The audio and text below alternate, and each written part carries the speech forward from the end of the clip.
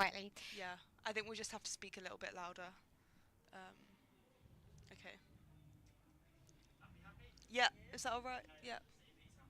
Okay, perfect. Thank you.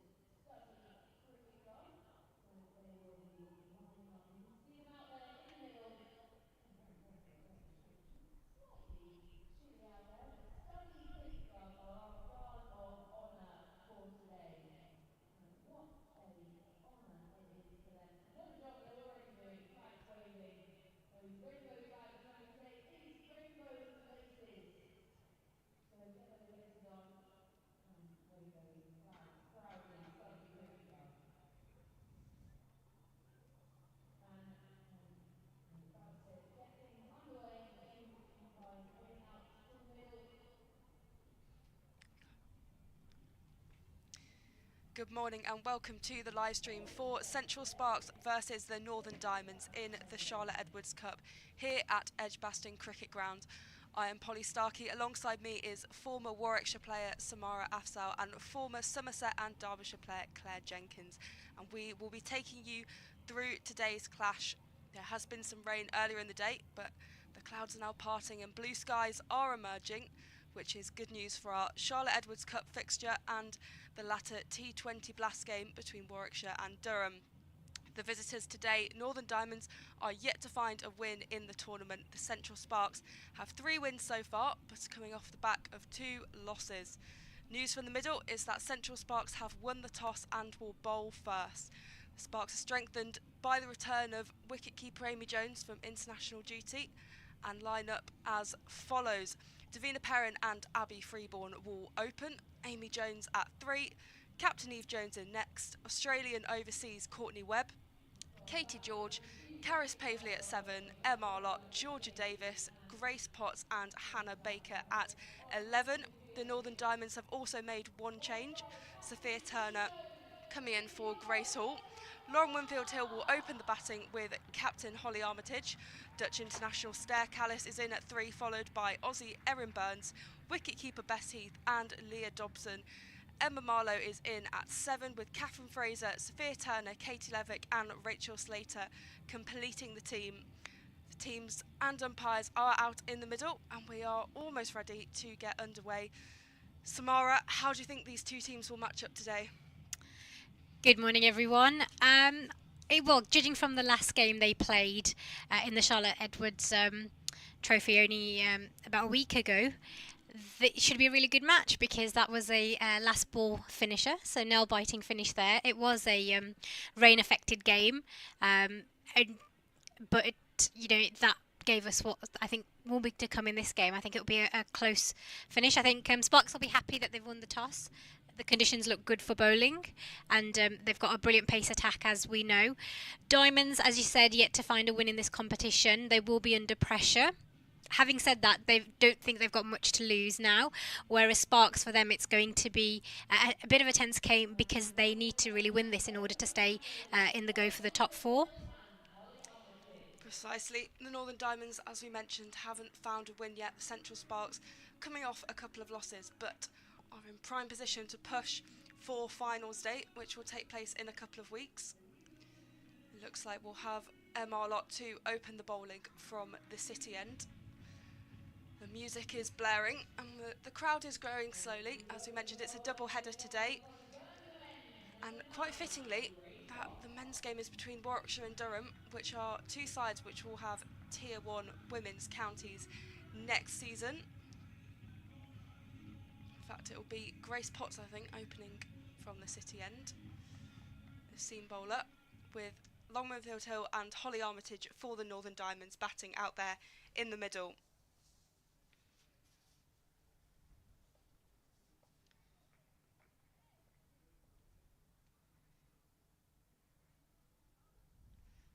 Potts charging in for her first ball of the day,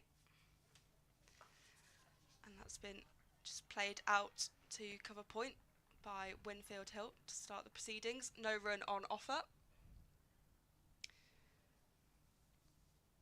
Grace Potts, who signed her first professional contract just over a year ago. She's had a good run of form across the past few seasons and has really developed into that role, opening the bowling for Sparks. She continues to Winfield Hill. He just chips that to mid-wicket. Yeah, she took 3 for 15 against the Diamonds in that game I was talking about. So, yeah, she'll have some confidence going on from there. Now the Central Sparks back at home. They've got a busy week. They're facing South East Stars in Canterbury tomorrow, so that'll be a quick turnaround. Hoping to get a win here and continue that form. Potts charging in, and that's gone behind the batter straight to Amy Jones behind the stumps, who's playing her first game for the Sparks this season. She's been busy with England in their series against Pakistan. Great series that for England, winning all of the games bar the one that was affected by the rain. Yeah, England were very dominant. They had their first T20 was here at Edgbaston to open the international summer. Potts once again from the city end. That's played over the bowler's head by Winfield Hill. It's racing down to the boundary. Georgia Davis is in pursuit. The boundary is prevented. They will run through for the 2 runs. The first runs of the day for the Northern Diamonds. 2 without loss. It was a good shot by Winfield Hill. It was powerful, showed the intent and did what the power play is there for. Getting over outside the ring, trying to find those boundaries. Potts in again. And Winfield Hill tries to scoop that. It's racing away down to fine leg. Katie George will prevent the boundary though. Once again, good running between the wickets for the pair. Winfield Hill showing her intent straight away, playing her natural game. Yeah, Winfield Hill is an incredibly experienced batter. Of course, is a mainstay in this Diamond side, but also has plenty of experience with 104 England caps. Has also played overseas in the WBBL and various franchise tournaments, including the 100.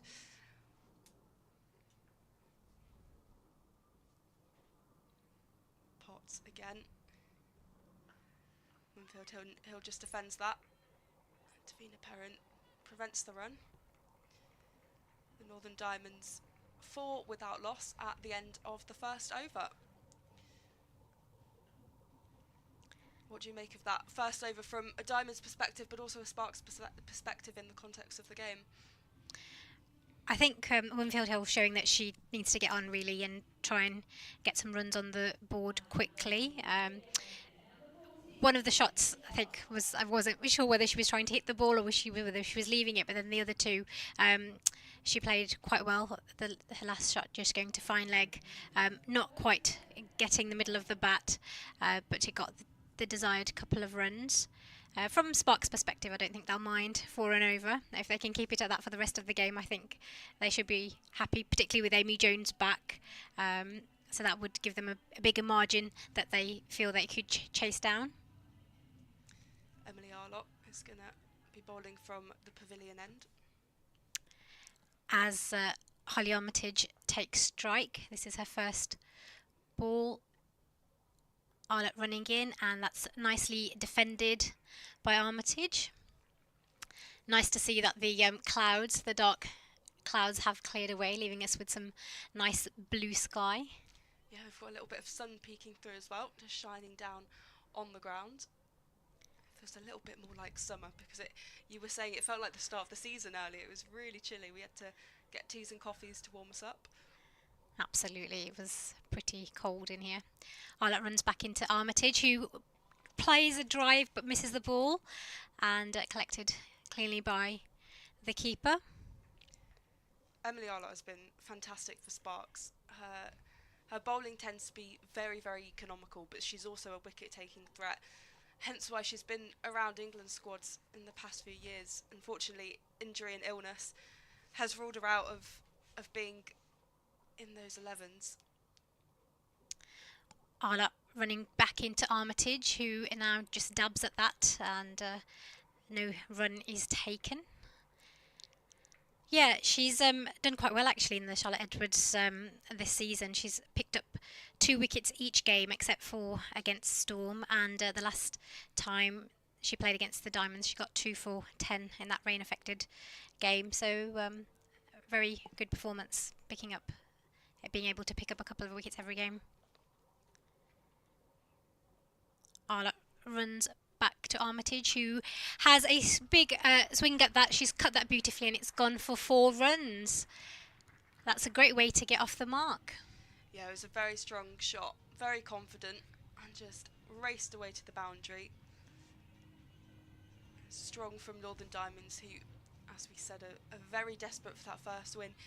It's quite difficult to kind of put your finger on what has gone wrong for them. I think their batting hasn't particularly been great.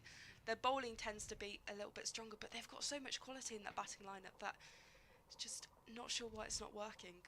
Arlott back to Armitage, who pulls that nicely, but it's gone and to the fielder there on the leg side at mid-on, but they've run through for a single.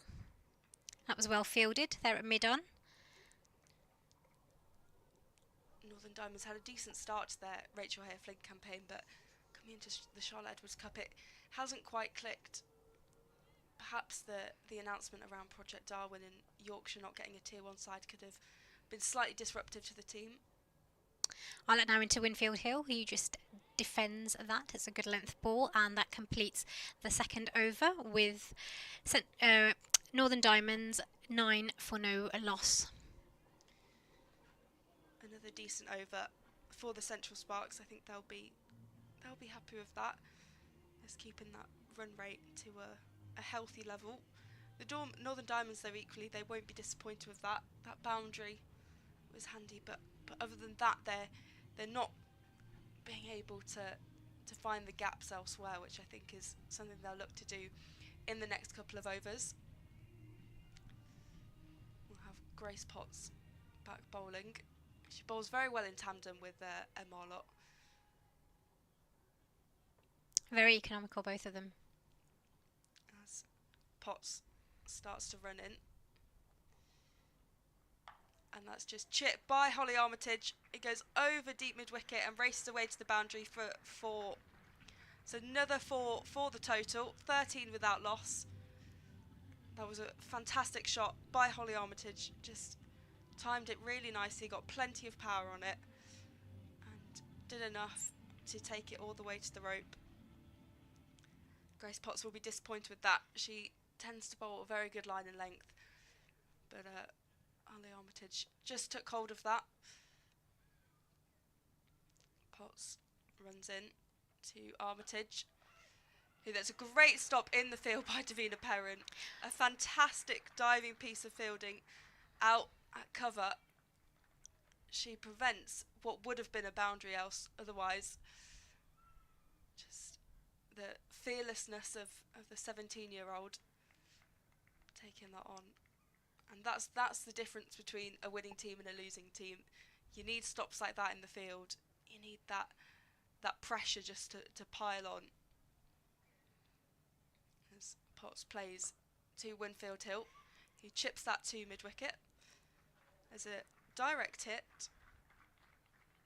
I think as a skipper you'd be disappointed with that, having a fielder on the one and sneaking through for a single.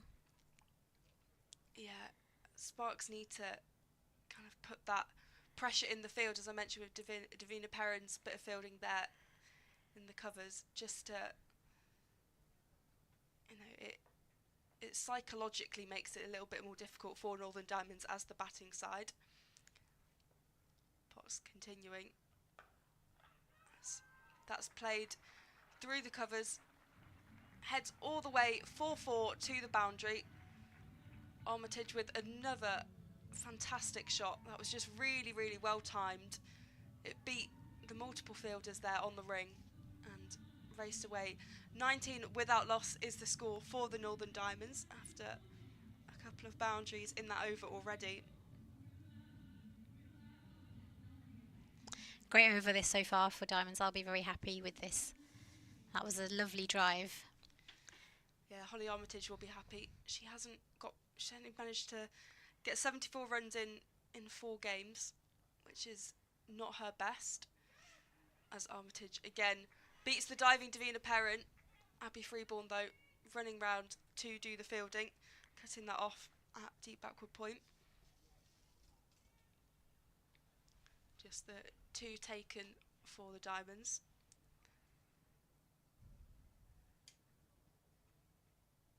Holly Armitage, who made her England debut this year. She's had a very good run of form on the domestic circuit for a couple of years and got that debut as she plays that down the ground to Emily Arlott. Yeah, she had that debut in slightly strange circumstances, with Sarah Glenn getting concussed, and she came on to play. Perhaps didn't get the opportunity to kind of, she came in, but it wasn't ideal circumstances, and perhaps in another situation she would have done a little bit better. I think it's difficult with her age, which is always very disputed. No one really knows her age. Some places say 31, some say 26. But when players kind of get past 24, 25, a lot of the time they're kind of left out the England conversation. So it will be difficult for her to wedge her way back in. But if she can continue batting as she has done so far today, that will put her in good stead. We have a change of bowling already. Now, Eve Jones, I think, is chatting to Karis Pavley, who will come on to bowl, which is an interesting decision this early on in the game. Yep, Karis Pavley, who bowls some slow left arm as she comes into Winfield Hill, who drives at that, and then it's gone to point there collected by Davina Perrin, but then managed to get through for a single. It's an interesting decision. I guess they're realising that Northern Diamonds are doing well against the pace, so bring something slower in where they'll have to put a little bit more work in to get it to the boundary. Armitage on strike now. Pavley comes in and she pulls at that onto the leg side. They run through for a single. This is a good start by Pavley. There were 12 runs taken from that previous over, so Sparks would be looking to slow that run rate back down again. Pavley back into Winfield Hill, who chips that into the air, and it's caught. It's caught at mid off, And she's gone for just 6 runs. A big blow this for the Northern Diamonds. That was a great catch by Eve Jones, just diving there. It was a low one. It was one that was one of those difficult ones to take, but into the safe hands, and that's the impact that they would have wanted Pavely to have. A good decision to bring her on. That's the first wicket for the Central Sparks, making dents in that top order of the Northern Diamonds. Normanfield Hill won't be satisfied with that score.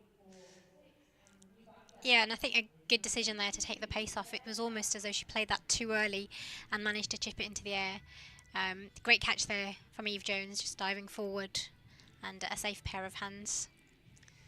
It brings Ster Callis, the Dutch international, to the crease. Ster Callis, who's from Den Haag in the Netherlands, and has accumulated quite a few caps for them already. 40 caps and 1,210 runs. Yeah, she left partway through the tournament, didn't she, to play for Netherlands against Italy, and came back. Yeah, it was a strong series for the Netherlands.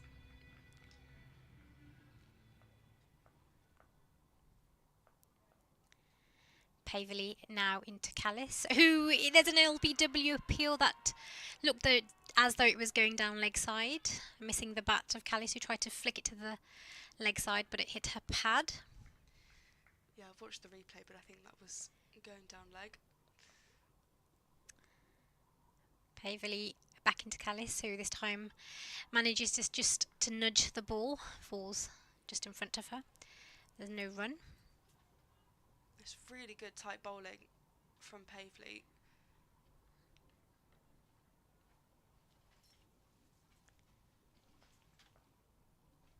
She's got the wicket and only conceded 2 runs so far, and there have been 2 dot balls. Swing at that, and it's wide down the leg side, collected by Amy Jones. Great over so far, excluding this last ball.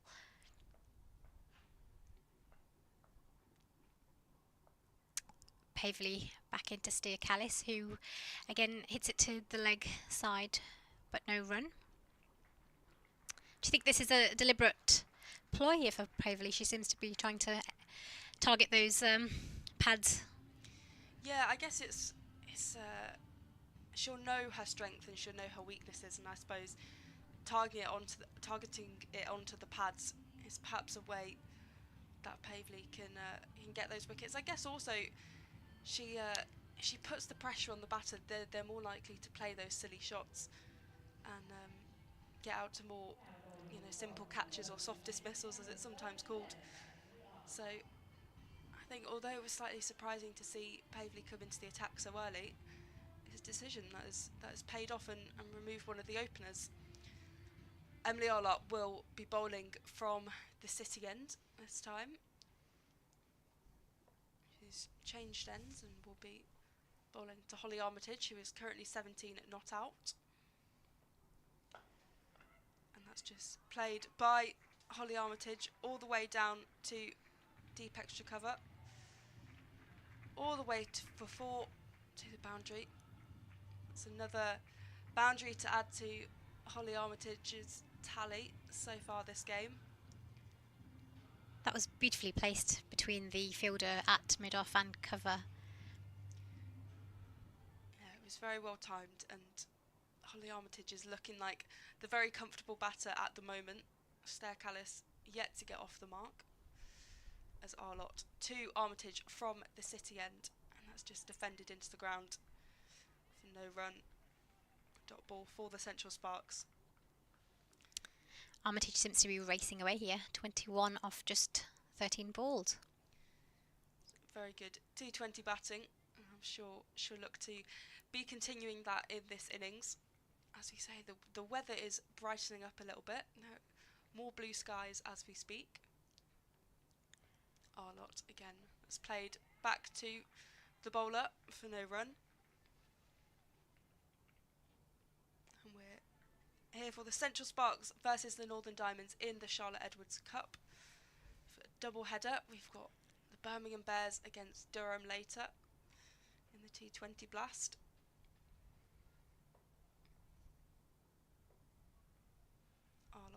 Arms pumping. And Armitage gets hold of that, just takes it round the corner to a square leg where Hannah Baker picks it up. And they'll run through for the single, which puts Callis on strike. As I say, yet to get off the mark. Not had the best campaign so far, Callis, I think, getting scores of 6-9, 17 and 3 so far in the Charlotte Edwards Trophy, so she'll be looking to get some runs behind her in this game. Yeah, she's struggled for runs, as Samara mentioned. She faces Arlott and she hits that into the ground. She will run through for the single. Nice crowd building up as well, that's always great to see. Yeah, some shouts of "You Bears," which of course Sparks aren't quite the Bears. Next year they will be, but they also encompass Worcestershire and Staffordshire, Herefordshire. I'm missing one. I can't quite think what it is. Shropshire. Shropshire, that's it. It's Arlott again to Armitage, who chips that over to deep cover point, and that goes all the way for 4. Holly Armitage now moving to 25 runs, and at the end of the over, the score 34-1. I'm going to make way for Claire Jenkins, who will come in now. So you're watching the Charlotte Edwards Trophy. This is the 24th game of the tournament. You're watching Central Sparks versus Northern Diamonds at Edgbaston. Central Sparks won the toss and they decided to bowl first. They have won 3 out of their 5 games so far, losing their last couple, and the Northern Diamonds yet to register a win. Welcome, Claire. Morning, Samara. Lovely to see you. Lovely to see you. You've been having a bit of rest. Absolutely. We haven't seen you this season so far, have we? No, my first game this season, but it's great to be back.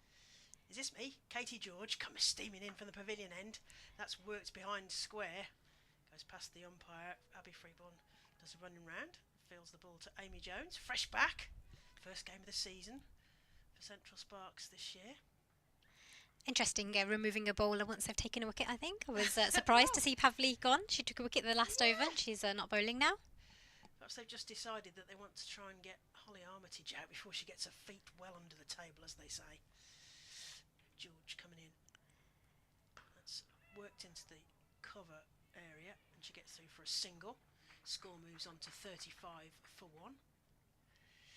Yes, I don't know. I mean, maybe it's just so that they can't get settled, because certainly seeing the previews of this, Northern Diamonds, because they are unfortunately winless so far in the Charlotte Edwards Cup, I think they're seeing that they've got to win. Holly Armitage was talking about got to win all 5 games that they've got left, so that's banged into the surface and straight to mid-wicket, and Gareth Pavley makes to do a bit of a shy at the stumps and decides against it. Certainly kept Eve Jones awake there and having to back up if it had missed the stumps. I'm surprised going with all pace at the moment, because I think the ball's coming on quite nicely actually to the bat now with the sun out. I think continuing with a slow bowler would have helped. Be interesting to see how they deploy the bowlers. That's worked into the leg side. There is a fielder there who's going to cut that off, so they just get through for the single. Score moves on to 37-1. Yeah, it'll be because it's a no ball. Because no ball. I'm assuming that's a front foot no ball. So I think we'll have a free. We're going to have a free hit as well. So we've got Chris Watts. Yes, free hit, says Chris Watts. And we've got Rose Dovey. So if there are any wickets later, we might see the slow right arm of destiny from Rose Dovey. You gave me a big hug this morning. Nice to see Rose here. Former Sri Lankan international, of course, and now turned umpire. And she made her international debut in the Pakistan series that you were talking about a bit earlier, as George comes in from the pavilion end, left arm over, and it's up and over the bowler's head. They don't like that, and that's going to be a 4. 4 runs there to Northern Diamonds. Up and over the bowler's head. I don't think Katie George will like that. She's one of those sort of left arm steam it in, don't knock it over my head kind of bowlers, do you reckon? Yes, I think all pace bowlers, no one likes the ball coming back over their head. No, that's true. That was brilliant from Armitage, though. Armitage. She's decided this is it, isn't she? She's going to drag the Northern Diamonds to a victory here today, if she can do it. George comes in, bangs another one in, this time straight to the fielder at cover point, and there is no run. And is that the end of the... Oh no. One to come. Over the end of the over then? One more to go. Of course it was the no ball, wasn't it? So we'll have another one. Yes, Holly Armitage, she's made of northern granite, isn't she? She's a proper captain's captain. Yeah, so if she can get the feeling like she's probably going to try and haul this in today. George comes in. Oh, it's a little swing and a miss there, straight through to Amy Jones. And that's the end of the over. So Northern Diamonds are 42 for 1. 6 overs gone. So that's the end of the power play, where the restrictions for the women's game are 25-yard circle, despite what some commentators will tell you. The women's game is a 25-yard circle. The men's game is a 30-yard circle. The numbers inside and outside that circle are different in the men's and the women's games as well. So for the women here, they will now be allowed more than 2 outside of that 25-yard circle. So the restrictions are lifted out of the power play then. So 42 for 1, Samara. I think Northern Diamonds will be happy with this. It's the good run rate. After 6 overs, if someone had told them they were on 42 for 1, I think they would have taken that. They worry about having wickets down, don't they, after the power play as well as the runs. Change of bowling. We've got Hannah Baker now. She comes into Callis, who just stabs that away to Davina Perrin, who misses the ball. It goes through for a single. Very unlike Davina Perrin. Normally a brilliant fielder. Yeah, after you said she'd set the standard early.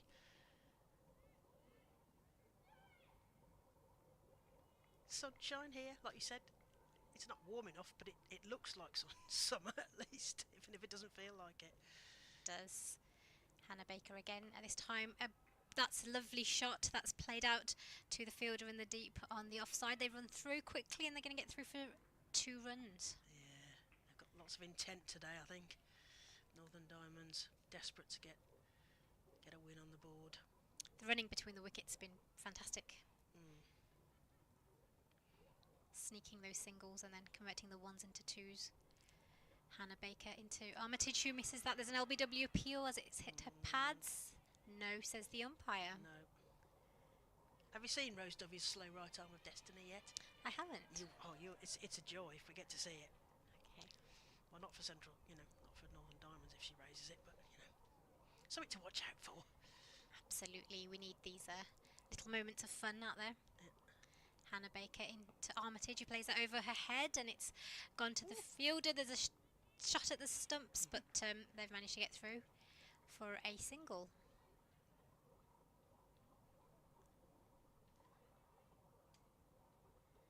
The score now 46 for 1. We're into the 7th over. Hannah Baker coming into Callis, who tries to sweep that but misses it, and there's no run. Because you mentioned the Dutch international, we've got Diamonds also have some Scottish internationals, fresh back from the first ever qualification for the Scottish women in our World Cup, so I'm sure they'll be well excited about that. Hannah Baker into steer Callis, who cuts that and this time collected cleanly by Davina Perrin, and there's no run taken. That was a quick over, wasn't it? It was. Very quick. Maybe that's one way to try and stem the runs, is to get through as quick as possible. When we play club cricket, and as captain I always say to the girls, quickly round, so it gives the batters less time as well to have a chat out there in the middle. Yeah, on the batters then.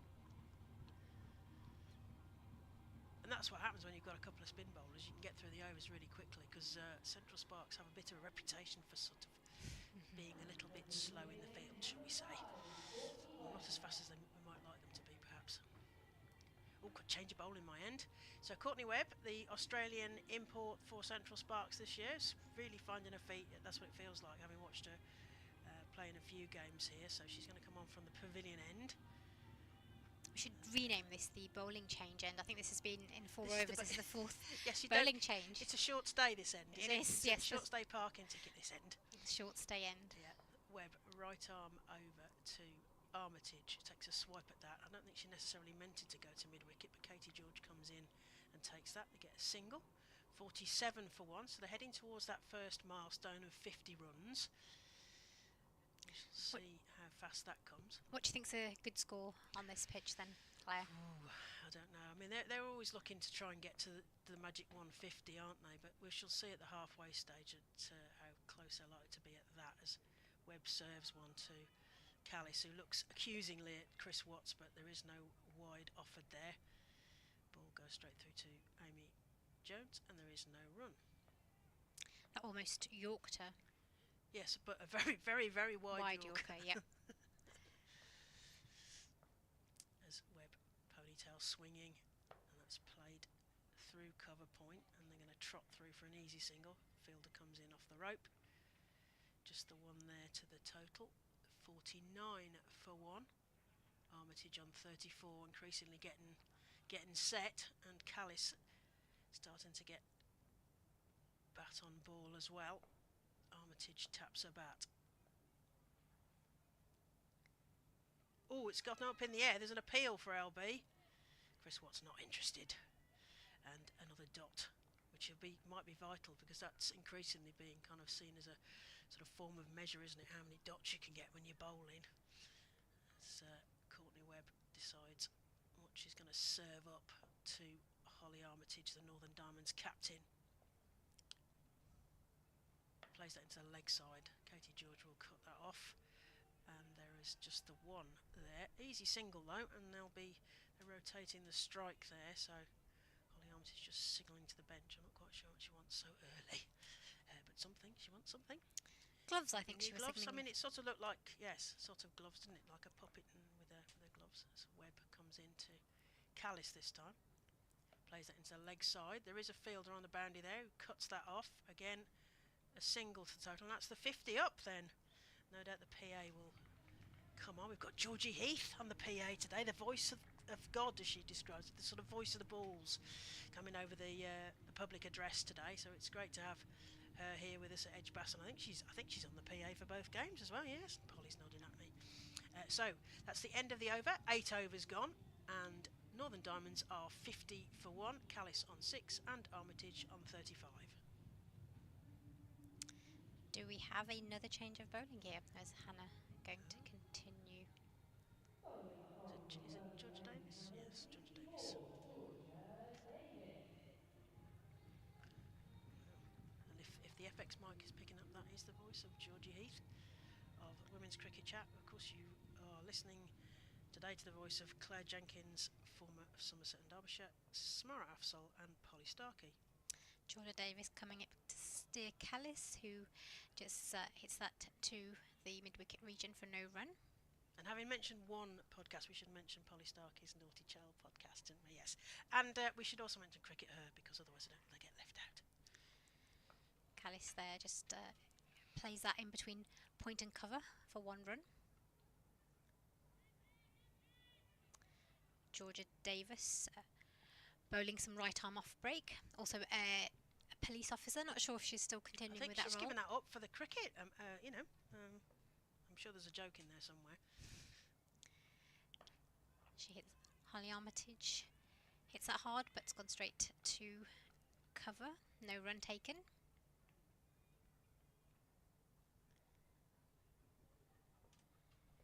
Armitage playing a captain's knock here. 35 not out so far. As she pulls at that, and it goes to the fielder running in from deep mid-on. They get one run, taking the score to 52 for one. You get that sense that Holly Armitage is in the mood, isn't she? She's like, we're going to get these 5 victories, and I'm going to set myself as a role model for it. Callis on strike again, and she hits that hard over the head of covers, and it's racing away down to the boundary. It's stopped. Good diving stop there, I think, by Hannah Baker, running through for 2 runs. She threw herself at that one, didn't she? She was definitely going to stop that one way or another. Yep, the fielding has been pretty impressive. Yeah, and Hannah Baker, of course, getting England A honours as well to add to her CV, so being spotted. Callis back on strike, and she just nudges that out to the leg side for a run. They're looking for the second, but they're not going to risk it. That takes the score to 55-1, and that completes 9 overs. Callis not quite breaking those shackles. No, she's not quite getting the timing, but Holly Armitage really is the aggressor in these two at the moment. And with the shorter run-ups of the spin bowlers, we're getting through the overs quickly. We're going to be at the halfway mark very quickly, aren't we? And yes, Got a change at the short end. the short stay end again, have we? Hannah Baker now coming on at yes, at the pavilion end. Mhm. She was not so long ago at the city end, but now she's bowling from the pavilion end as Callis takes strike, and she sweeps that beautifully, and it's past the fielder at fine leg, and it's running away to the boundary, and it crosses. She'll be happy with that boundary finally for Steer Callis. Yeah, I don't think that she was looking a bit sort of not quite in touch, was she? So as you say, maybe that will have got her. Got her confidence going a little bit.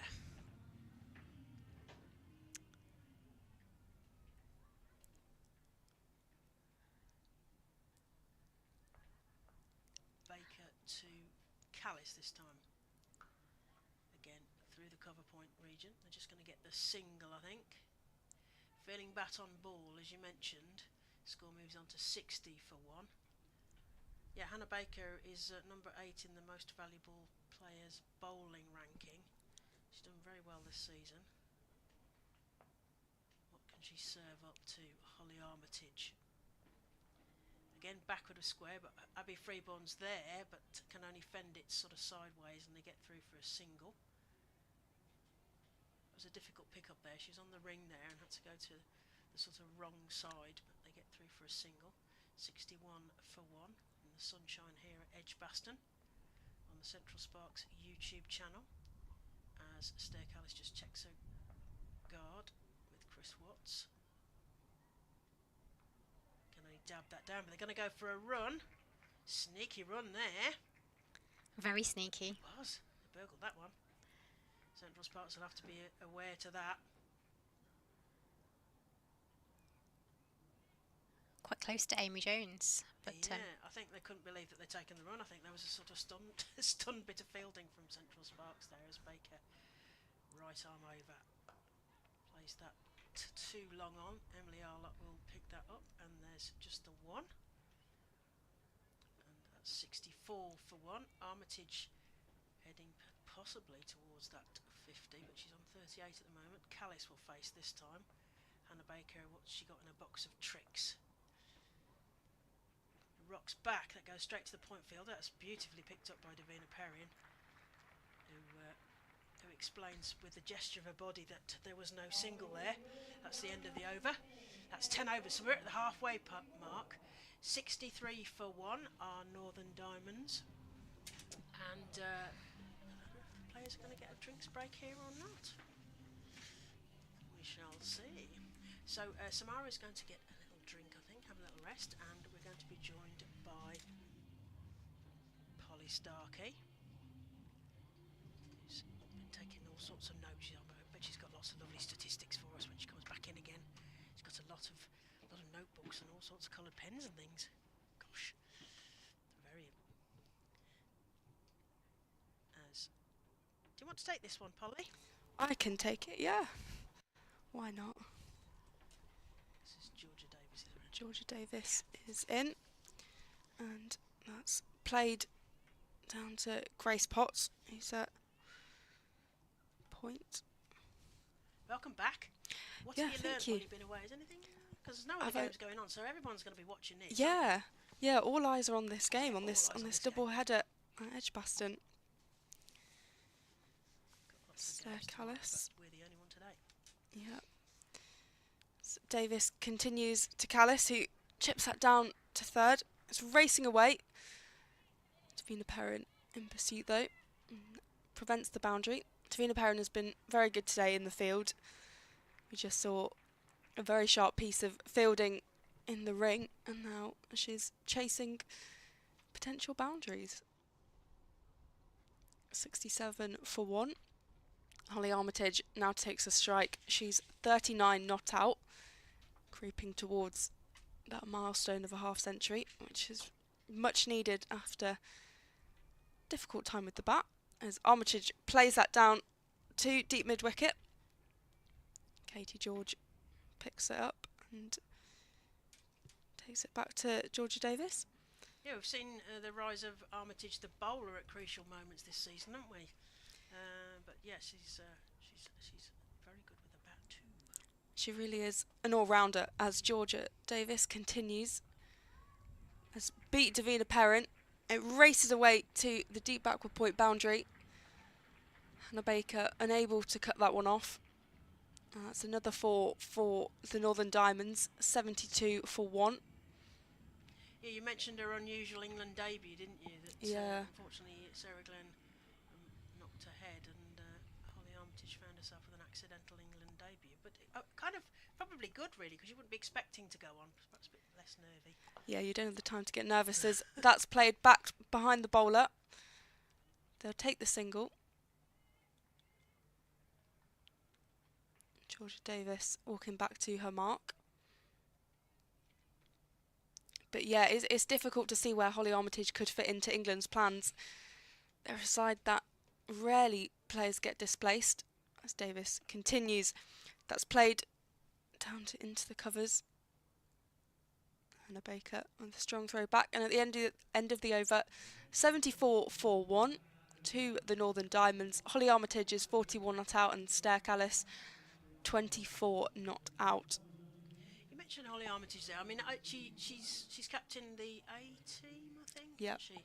So, and as you mentioned, very useful all-rounder.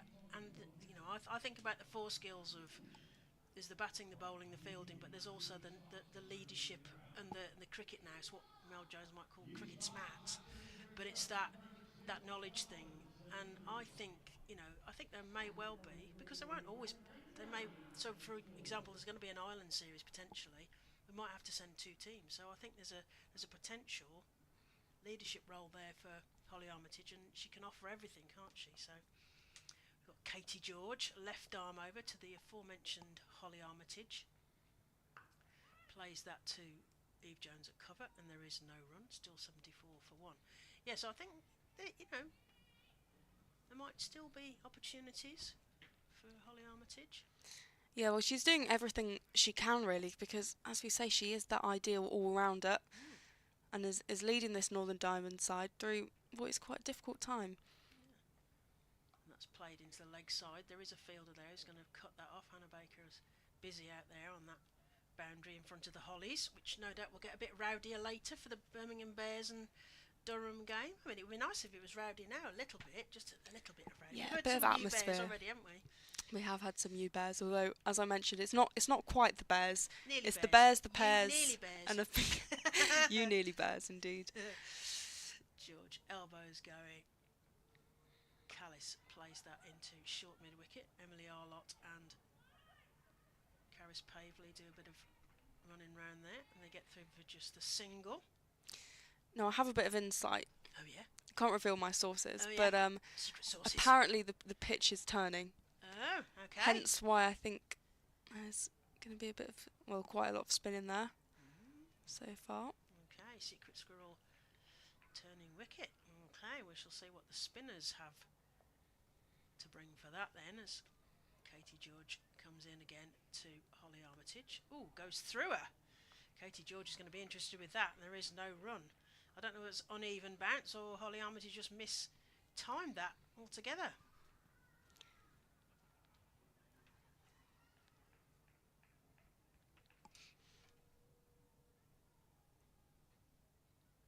I was looking for a replay, but there wasn't one.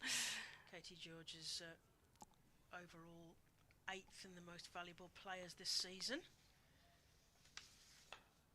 That's played through cover. It's going towards the boundary. There's a diving fielder there. I think it's Courtney Webb. She manages to cut that off. And they get through for 2. Lovely bit of fielding. We've got more spectators there, so we've got a nice ripple of applause for that bit of fielding. As we mentioned earlier, that can set the tone for the whole team. A good bit of fielding can be match-changing as a wicket, etc. So score moves to 78 for 1. Last ball of the 12th over. What's Katie George got up her sleeve, as it were?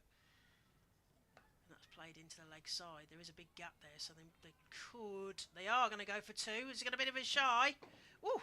That was exciting. Lots of backing up, and they needed two of them to stop it behind the wicket. But they get through for the two. So that's 80 for 1 on Northern Diamonds after 12 overs. Armitage, as you mentioned, heading towards that 50, she's on 46. And Callis getting going here. 25 runs off 25 balls for Stair Callis. Armitage, can't quite see, it's 38 balls I think for that 46 that she's got. So, good strike rate for Holly Armitage. As we mentioned, Northern Diamonds needing to get 5 victories out of 5 remaining matches, and Charlotte Edwards Trophy as they head towards finals day at Derby on Saturday the 22nd of June. For the first time ever, we're going to have 2 semi-finals and a final, Polly. I'm very excited about that. I think it makes the competition a little bit more exciting, and more teams can be in the fold for the trophy as Potts is continuing from the city end. As Callis plays that behind to the keeper. It was signalled a wide. So I don't know whether she just had a waft at it and didn't quite make contact. Yeah, as you say, the 2 semi-finals, I think I do enjoy finals day as it is, but I think it's better because, you know, that there's not that team waiting in the final. And there's been discussions on whether it's an advantage or not. And I don't know quite whether it is, so I think it will make it just a little bit more even. As Potts is in again to Armitage, who plays that down to deep mid wicket. Katie George throwing that back in. She's creeping close to that 50, isn't she? She's in the mood, is Holly Armitage. We're building a part up, so I have a theory that she's made from a little piece of every person I've ever played from that part of the country. She's very much like all of the players I played against, certainly for Yorkshire, I don't know about, and the sort of greater North East. Potts to Callis. He tries to get hold of that. It goes behind. Amy Jones is a shot at the stumps. It has to be backed up, but they do run through 4-1.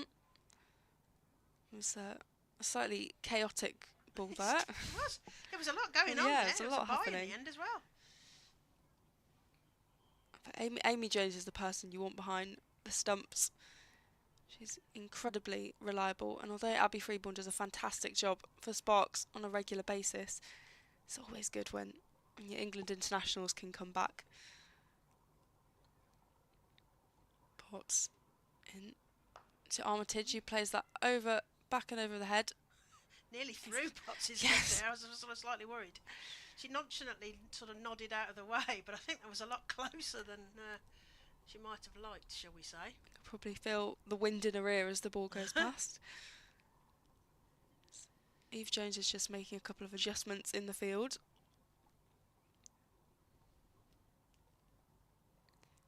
Potts from the city end to Callis. He swipes at that again. He goes straight through to Amy Jones. She's struggling to. She's looking at Rose W like that. That's a wide as well. Of course, the batter always thinks it's a wide in the same way that the bowler always thinks it's a wicket when it's an LB, isn't it? So.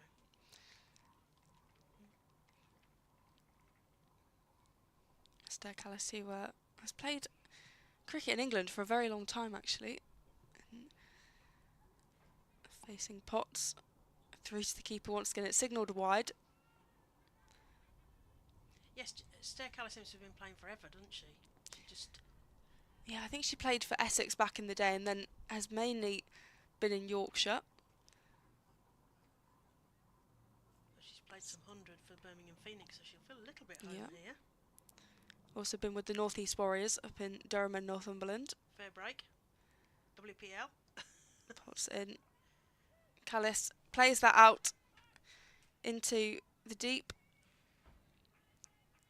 Hannah Baker fielding that, but they'll get a run. Yeah, it feels like Stair she's a proper local player now. She's, she might be this Dutch international, but she's come and she's really fit into the side with the Northern Diamonds, being with them all the way in their history. And it'll be interesting to see where she ends up with Project Darwin next season. pots to Armitage, who preempts that and tries to ramp it.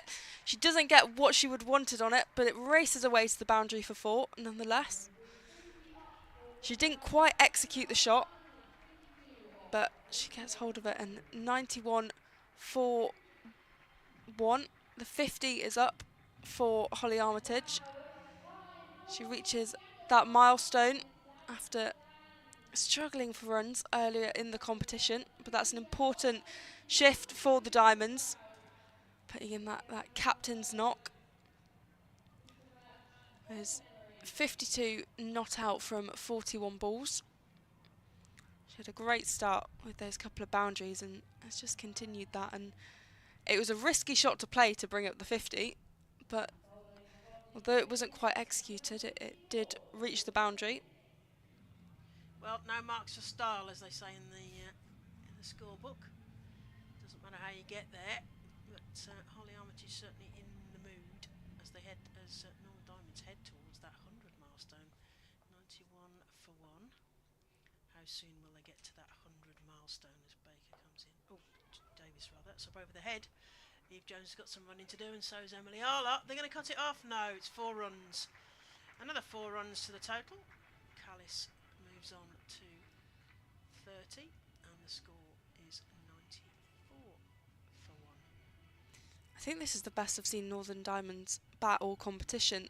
They seem to just be accelerating the run rate here, and they look quite comfortable. I think yesterday Callis hasn't had, she hasn't played the best of shots at times, but the Holly Armitage is really guiding this team well, and they could be on to really challenge the Sparks.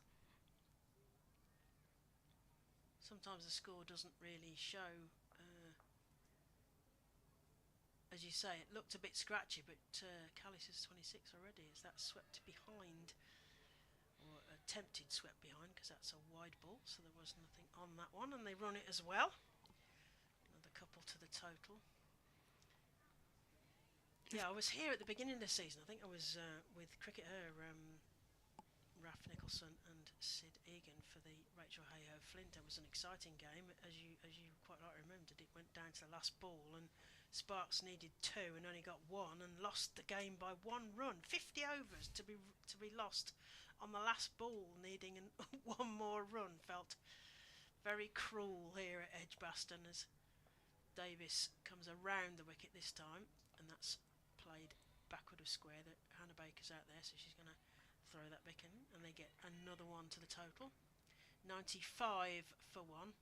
Yeah, it felt very cruel after 50 overs and just desperate to get 2 off that last ball, and they only managed 1 or something like that, but it was 1 run anyway after the whole journey of 50 overs. As Davis comes around, and that's played to cover point, the fielder on the circle there, but there is no run. Yeah, well, cricket is cruel. Cricket is never fair. That's right. It's one of those sports.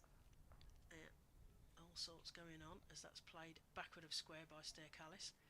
Hannah Baker does the tidying up again, just the single, and they head towards that 100 milestone. 99 for 1. Good strike right here from Armitage, who's on 53 off 42 balls, and Callis a runnable 31 so far. Davis.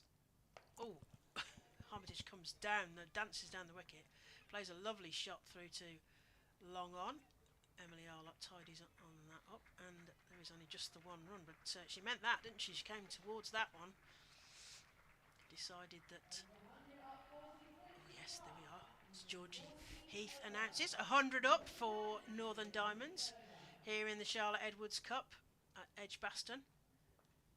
Batting in their blue. Oh, that's sort of nurdled off her pads there. There is no run. Amy Jones goes and fetches that one. It's the end of the over. 14 overs gone. Northern Diamonds 100 for 1.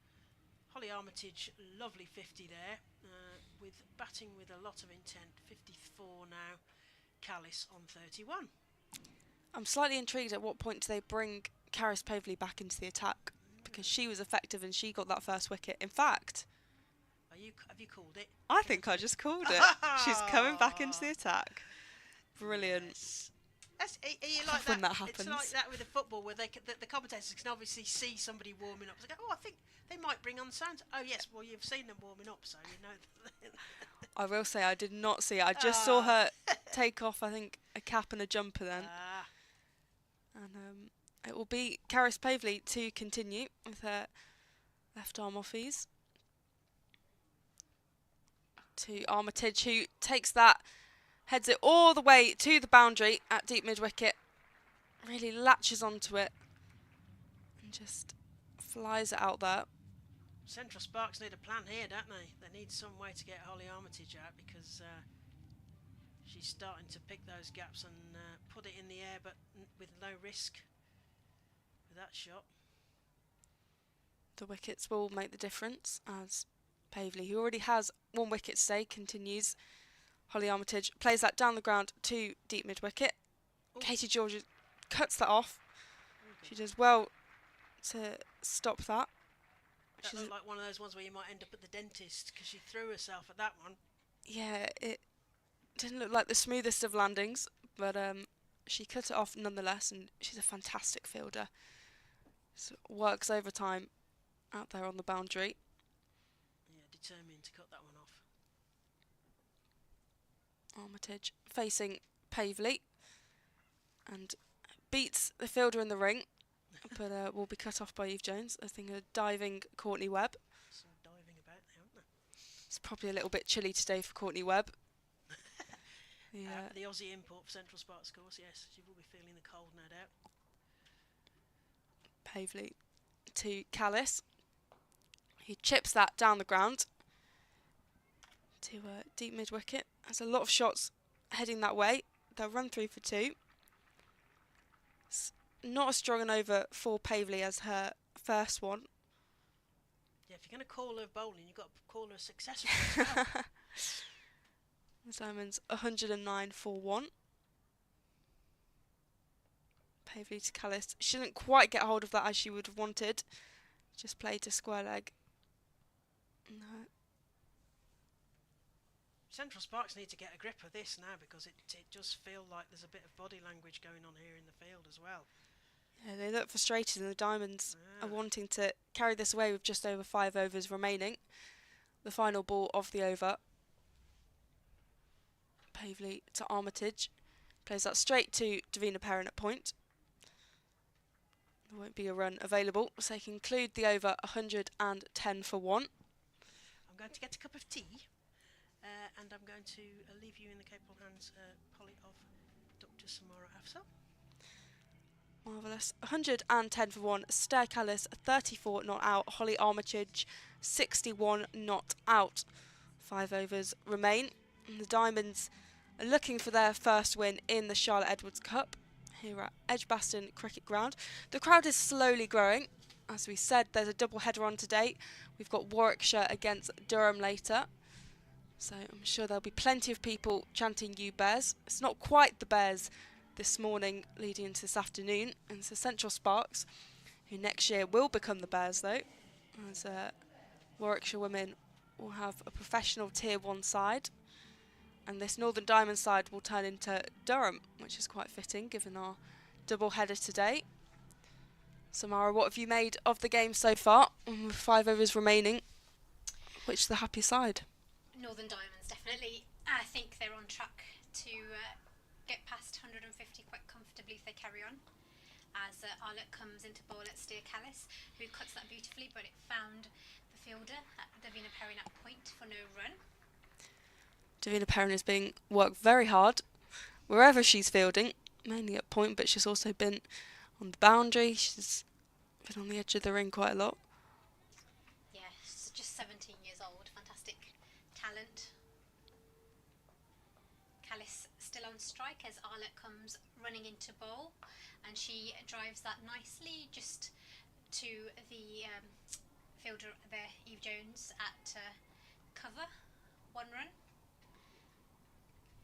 Holly Armitage has definitely played a captain's knock. 61 not out for her off just 47 balls, and Callis actually has built up this innings quite nicely as well. Yeah, it's a decent fixture for both sides who have done work with the bat and ball. And Armitage, she plays that down the ground, collected at deep mid-on there for 1 run. Takes the score on to 112 for 1. We're into the 16th over of the Charlotte Edwards Trophy match. Central Sparks versus Northern Diamonds, as Emily Arlett comes running back in to steer Callis, who hits that beautifully over mid-off, and that goes for 4 runs. That was a lovely shot. She just held the pose. She knew that was going to race away to the boundary. She timed it well. She got exactly what she needed on it, and I think it was very fair enough of her to just hold that pose and enjoy that moment for a second. Absolutely, that was a beautiful hit. 116 for 1 after that boundary. Plenty of wickets in hand here. I think seems like they probably go for it now, with the remainder being only another 26 balls of this innings left. Yeah, they've certainly got wickets in hand, and so can be a little bit more reckless with their shots and be a little bit more risky, as Chloe Brew has just ran on to give Amy Jones a helmet. She's going to be standing up to Emily Arlott. Arlott coming back into Callis, who's cut that beautifully. It's racing away. The fielder there, it's gone through the fielder there at deep backward point for 4 runs. Oh dear. That's a poor piece of fielding. I guess it's one of those that you kind of commit to it, and it doesn't quite pay off. It's frustrating. I think the body language of the Sparks team has gone down with this partnership, as Arlott comes in again to Callis, and she plays a misses and she's bowled. Finally a wicket for Central Sparks. Emily Arlott getting steer Callis out for 43. Some relief there for Central Sparks, or do you think the damage is done? I think the damage is slightly done, but wickets are wickets. It will make a difference. Callis and Armitage have built up a really good partnership. They were really in the flow of it, and to disrupt that equilibrium will, I think, prove useful for the Central Sparks. Bess Heath comes now to join her captain out there. Another powerful hitter. Yeah, Bess Heath, she's a fantastic player. She's earned a couple of England call-ups and has been in those squads a number of times, making her T20 debut in December 2023 against India. She's also got a development contract with England now. So she's definitely a player who's in the sights of England for the future. In the Charlotte Edwards Cup, in 4 games, 45 runs. So she'll be keen, like many of the Diamonds players, after their rough start, to get some runs on the board.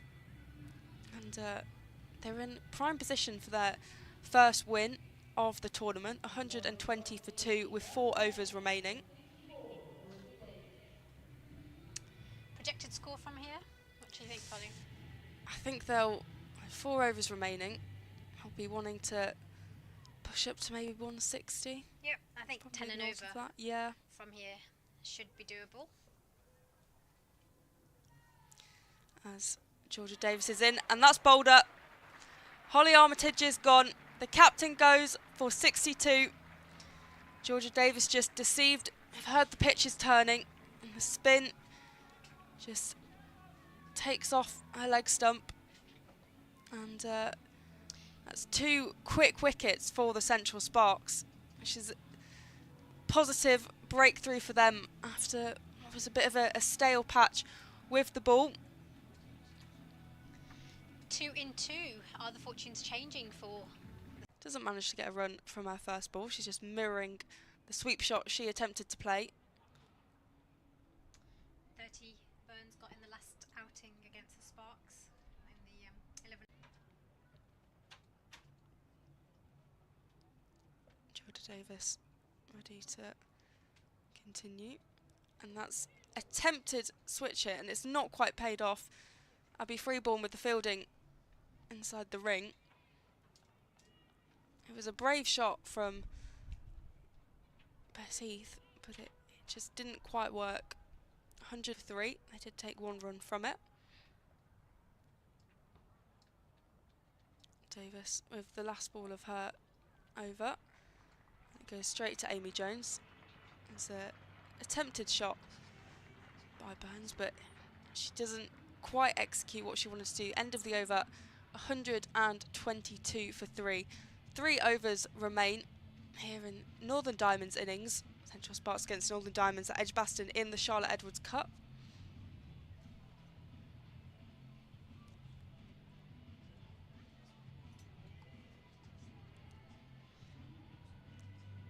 It's a much better over for the Central Sparks, just 2 runs from it. And of course, the wicket of Holly Armitage, the crucial wicket in fact, of the captain. He scored 62 from 49 balls. Got a change of bowling again. Hannah Baker now coming onto bowl from the pavilion end.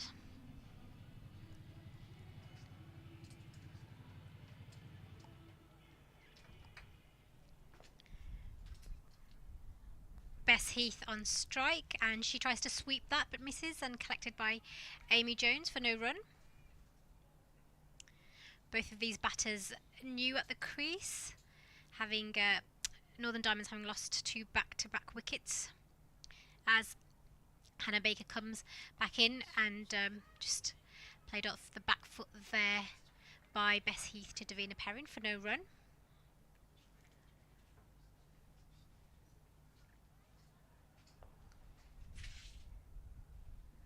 Hannah Baker into Heath, and she reverse hits that, and she's hit it straight into the air, but she's just falling short of the captain, Eve Jones.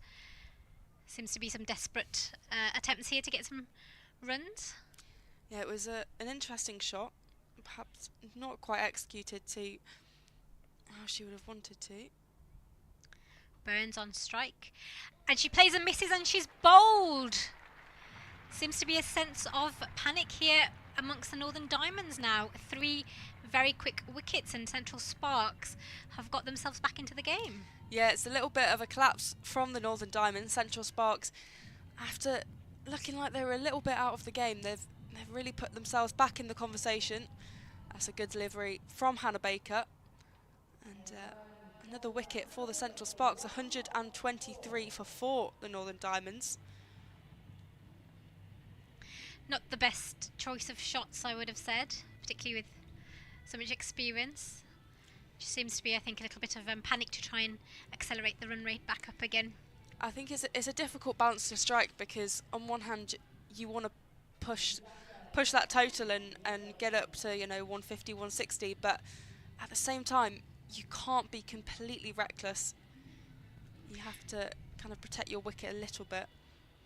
At one point I thought 160 would be quite comfortable, but actually I think Central Sparks could potentially pull this back and restrict Northern Diamonds to 140, and I think they would be very happy with that, as Baker comes into Dobson, who just drives that out to the fielder there at mid-on. They thought about the second run, but no. And that's 124 for 4 now for Northern Diamonds, with 2 more overs to go after this last ball. As Baker comes back into Bess Heath, who plays a reverse sweep, and she manages to get it past the fielder there at third, and it's gone to the boundary. 4 runs, much needed 4 runs for Northern Diamonds. Yeah, that was a good shot by Bess Heath. Very confident, and it's exactly what they need after a slight wobble with those 3 wickets in quick succession. Bess Heath and Leah Dobson have a bit of work to do in the remaining 2 overs here at Edgbaston. 128 for 4. 160 looks out of their sights, but pushing for 140, maybe 145. The Central Sparks will be happy with the work they've done in the past few overs to get those wickets and slow down the run rate, because at one point it looked like the Diamonds could go at 10s. Absolutely, just shows in T20 cricket how the momentum can change so quickly. A team that was dominating for most of the overs, and now they will, I think, struggle to get 150. Sets it up for a very exciting second innings, because around that 140 mark, it's chaseable, but it's also very defendable. As Katie George is going to be bowling from the City end. Her left arm goes straight through to Amy Jones for no run. Good dot ball to start her over. The penultimate over of the game. Katie George, who is a talented bowler, an exceptional fielder, and injury has kind of hampered the first part of her career, but it feels like since she's been back and made that move from Western Storm to Sparks, there's a little bit more to her game now. As she's into Dobson, who fires that over the back of her head. It's going high, but it drops short. Katie George perhaps slightly blinded by the sun. She looks a little bit lost with trying to catch that, and it ended up falling quite close in front of her. I don't think anyone called for that, did they? There were two fielders that potentially could have caught it, who were both looking at Katie George as she was running back to try and catch that. It looked like it was going to go further down the ground, but it was just one that went high in the air and dropped short. There's a swing at that by Bess Heath. Doesn't get anything on it. Feels like Katie George is going quite fast through her over here. And 129 for 4 is the score for the Northern Diamonds. Katie George in her third over, bowling. George from the City end. And Heath has played that down to deep mid-wicket. 130 for 4. 140 still looks possible. 145 perhaps slipping away from the Northern Diamonds unless a couple of boundaries happen. George to Dobson, who plays that into the covers. Fielded well by Courtney Webb out there. As we mentioned, Sparks' overseas player. The Australian who has experience for the Melbourne Renegades. In fact, has played with Eve Jones at the Melbourne Renegades in the WBBL and also for South Australia in the WNCL. And plays a little bit of AFL, a bit of Aussie rules as well. Don't know if she can still keep up with that with her cricket commitments. As Katie George claims that, there's a little nick to Amy Jones. And that is the end of Bess Heath. She only managed to get 7 from her 8 deliveries, but she heads back with just over and over to go. Over and over, that's a difficult phrase to say. This is a great comeback from Sparks. It's really positive. 131 for 5. They got that early wicket of Lauren Winfield Hill. That was Caris Pavley who had the impact. But they went then for about 10 overs without finding a wicket and have now found 4 wickets in the last 4 overs. Central Sparks will be happy with this. At one stage they were looking comfortable to get 160, and now I think 140 will be the target for Northern Diamonds. As we are about to go into the last over of Northern Diamonds innings. And Hannah Baker will bowl the last over from the pavilion end.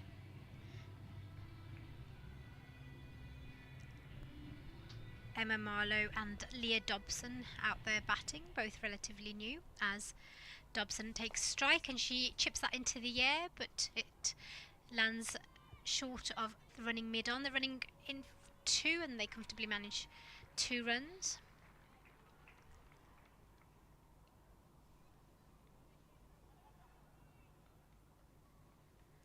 Some grey clouds looming. We want those to disappear.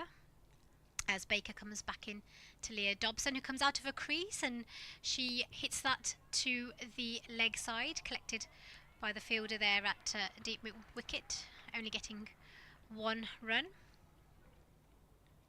The energy seems to have gone up again in the Sparks camp.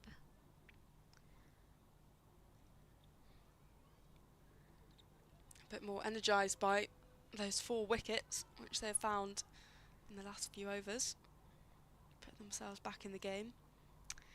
Emma Marlowe on strike to Hannah Baker, who comes out of her crease and she hits that. It falls just short of Davina Perry, who has a shot at the stumps, and it's missed. They've run through for a single. It's well picked up by Emily Arlott, who was backing up. That was good intent by Davina Perry, just having an attempt at those stumps. There's only a couple of balls left of this innings, so why not? Hannah Baker back into Dobson, who plays a big shot, and it's there, and it's caught. What a fantastic catch out there from Katie George as she takes a diving catch on the boundary. Absolutely brilliant as Northern Diamonds lose their 6th wicket. That was a spectacular catch. That is classic Katie George. That is what you get from such a good fielder. I was slightly worried it was going to be called a no ball. It was quite high, but the umpire deemed it not to be above waist height from Hannah Baker's delivery. But that was a beautiful catch in front of the Hollies. And she did a little salute to the crowd, and I think they really enjoyed that one. 135 for 6, the Northern Diamonds. Great catch that from Katie George. It's been an overall brilliant performance in the field from the Sparks.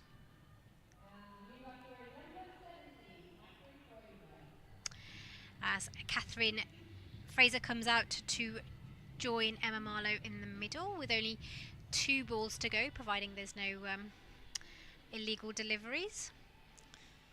Catherine Fraser, the Scotland international.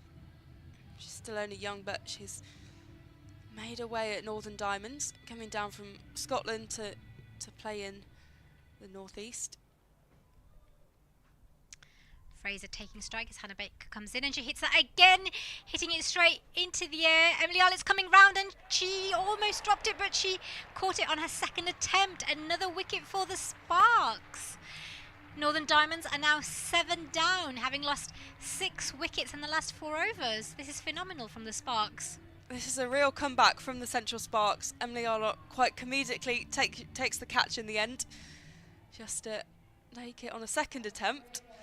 She laughs with her teammates about that. But yeah, 7 wickets down. It's a very different picture to up until around 14, 15 overs when the Sparks only had the Diamonds 1 wicket down, and they've found a flurry of breakthroughs. 6 wickets since the 16th over, and Sparks are looking very much in the game.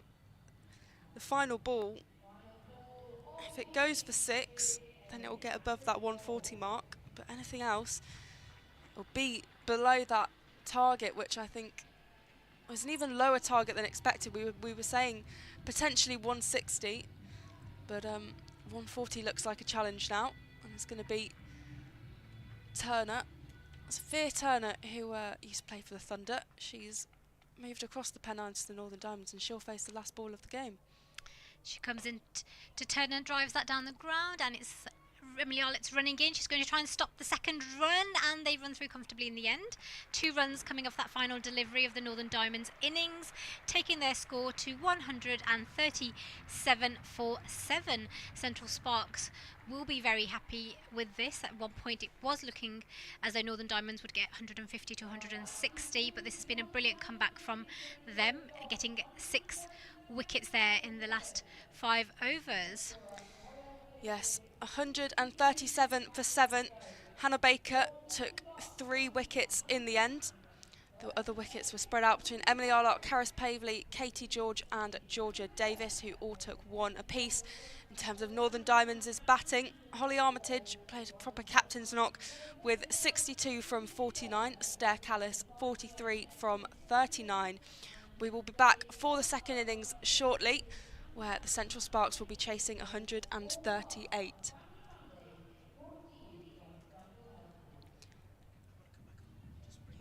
Claire Jenkins will be coming back on briefly, and I'll pass over to her now.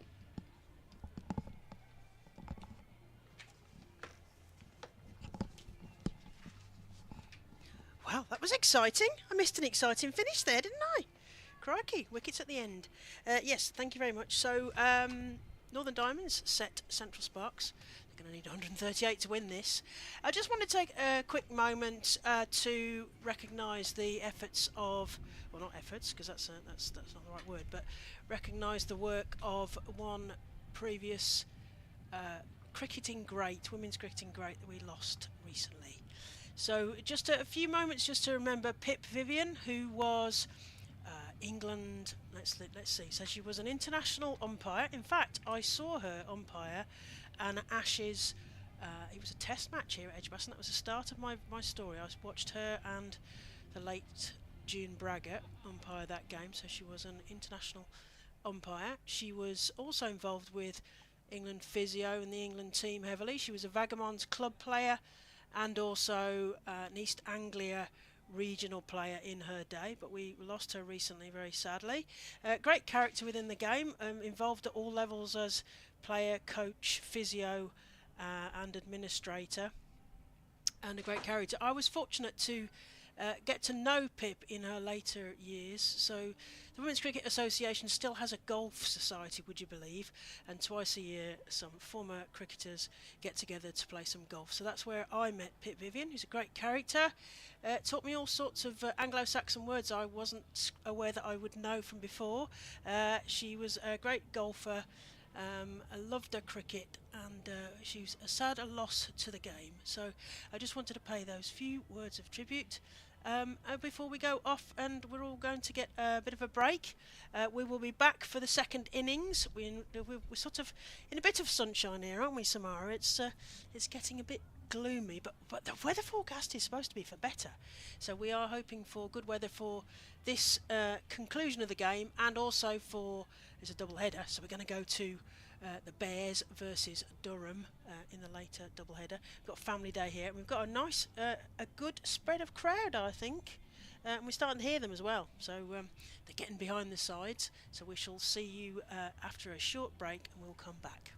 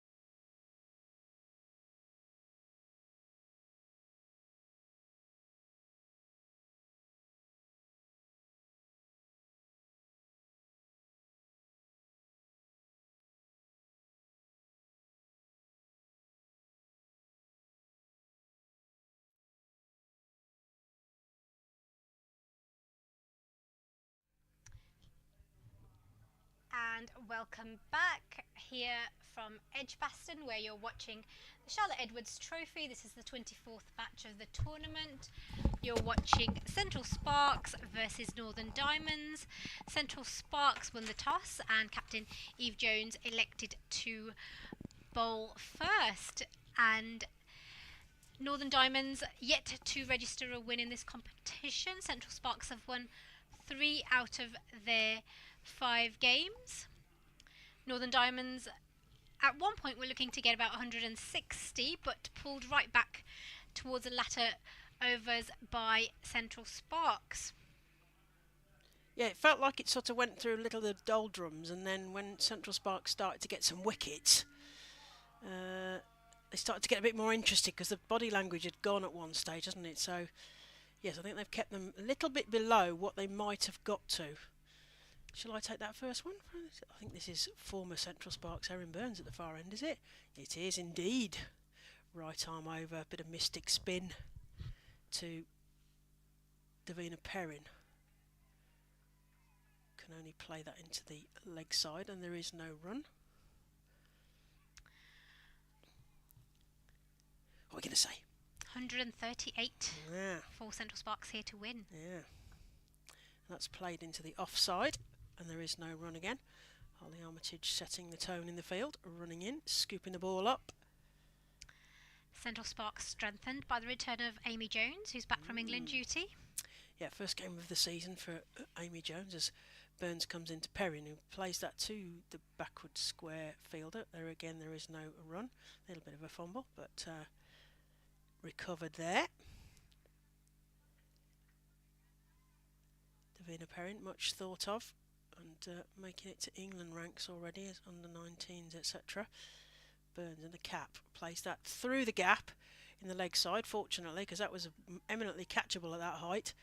1 run to Davina Perrin, 1 run to Central Sparks in reply to the Northern Diamonds innings. Slightly twitchy I was there when I saw that go up in the I air. know!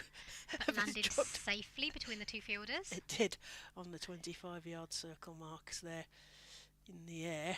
Erin Burns, of course, played for Central Sparks next season, so she'll know all the insider gossip and where to bowl, potentially.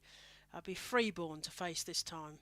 Oh, she's attempting something funky there, and it's gone down the leg side.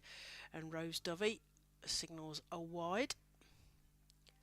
Have I missed the slow right arm of destiny? I think I have, because I've missed all the wickets, haven't I?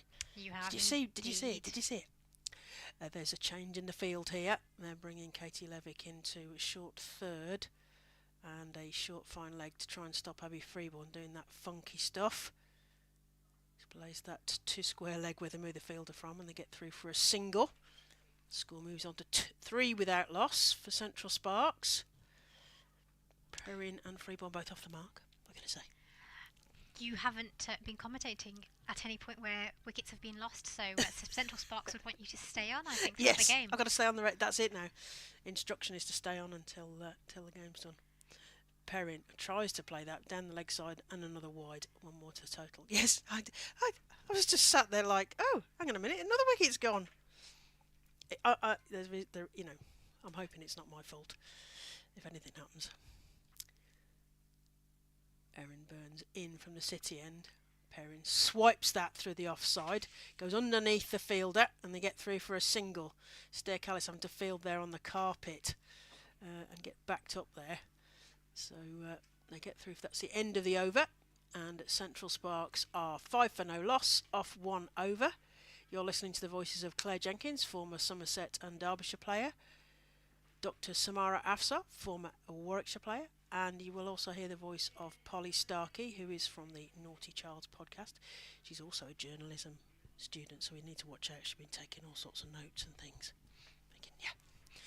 So yes, Naughty Childs podcast. We should also mention Women's Cricket Chat podcast.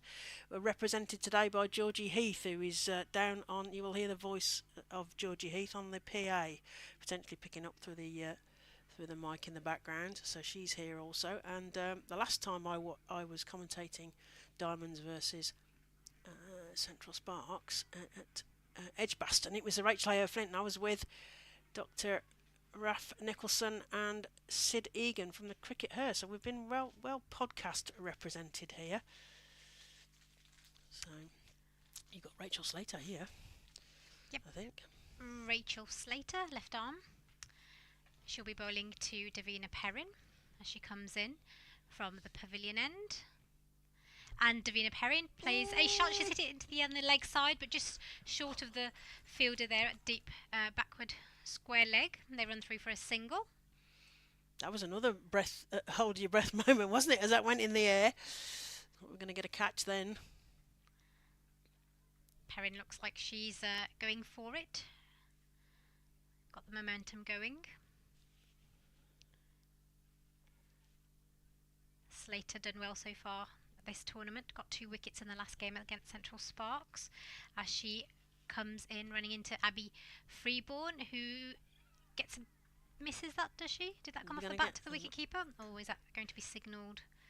No, there's no signals. That must have come off the I think she managed to get a bit of bad to it. She sort of squidged over it, didn't she? But and sort of looks accusingly at the umpire, but whether she did miss it and it was she was looking for a wide. Yeah, she's like, why was that a wide? I like Rachel Slater's hitch kick. Watch out for the hitch kick as she runs in. I observed this the other day when I was watching a different live stream. Watch this. Okay, here we go. Oh, yes. And then, there you go. Little jump. Rachel Slater back into Abby Freeborn, who drives that, and it goes to the fielder there, who dives at cover, stopping the single. Holly Armitage, very dramatic there. It went down in instalments for that one.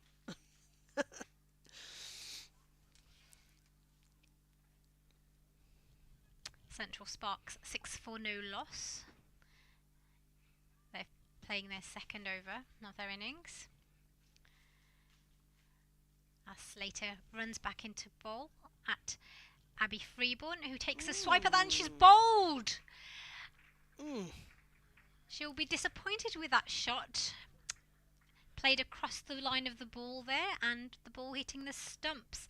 And that's 1 down for Central Sparks. We're a bit of an angle here, and I was watching because she took a huge swipe at that, and I was expecting the ball to come out of the sky at us, even though we're very high up here. And the next thing I know, the angle that we're at, she was bold, as you say. So first blood to Northern Diamonds, as it were. Yeah, she'll be disappointed with that, Abby Freeburn. She's had one very good outing this tournament, winning a game for the Central Sparks. Not got going in the other few games. And in comes Amy Jones, who I've been quite excited to see. Amy Jones, who I've played with. She was a youngster during the time. Yeah. The age of 11, 12, I think she was, when she joined Warmley Cricket Club. Very talented from the onset. We could tell she was going to play for England, and lovely little girl. Her mum would always make us the teas, which were the best teas, best cricket teas I've had. Oh, that's great. What a great memory. She's come off the back of a good series with England against Pakistan.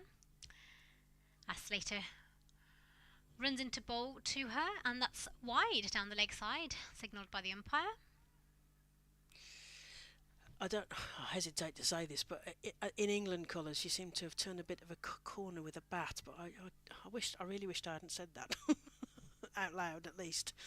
But it's she's certainly doing well in England colours. What can she do here for Central Sparks? Slater back in, and Amy drives that. It's collected by the fielder, running in from mid-off. No run.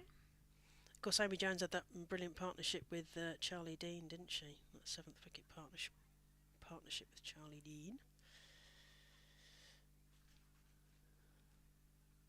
One of the best wicket keepers as well in the game. Oh yeah, and understudy to Sarah Taylor for so long. Absolutely. Slater running back into Amy Jones, who plays that nicely onto the leg side, and they run through for a quick single. They're going to need to accumulate in the same way that Northern Diamonds did, because they went off like a rocket, Northern Diamonds, and the old rotate the strike and stuff. So what can Central Sparks do in reply? 2 overs gone, and score 8 for the loss of 1 wicket. Abby Freeborn, who was bowled in that last over.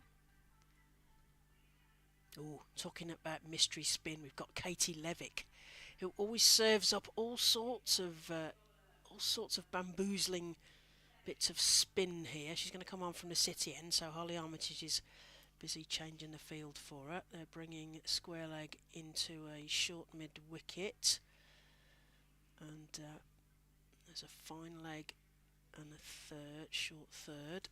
The deep fielders are out, one on the sort of cow corner and one long off.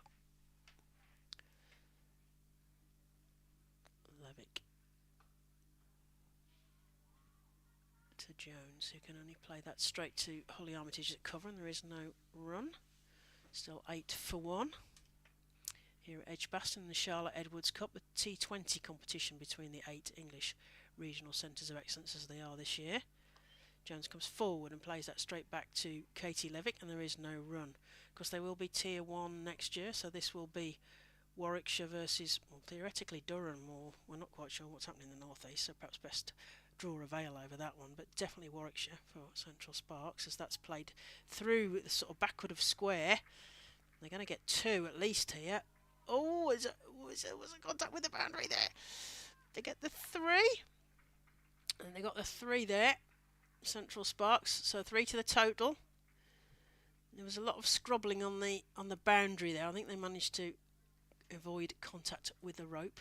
Central Sparks are now 11 for 1. Levick to Perrin as Holly Armitage just gives a last bit of advice to her bowler. Here comes the tricks and magic from Levick. She throws the ball hand to hand. Davina Perrin, ready. Comes forward, plays that to cover, and there is no run.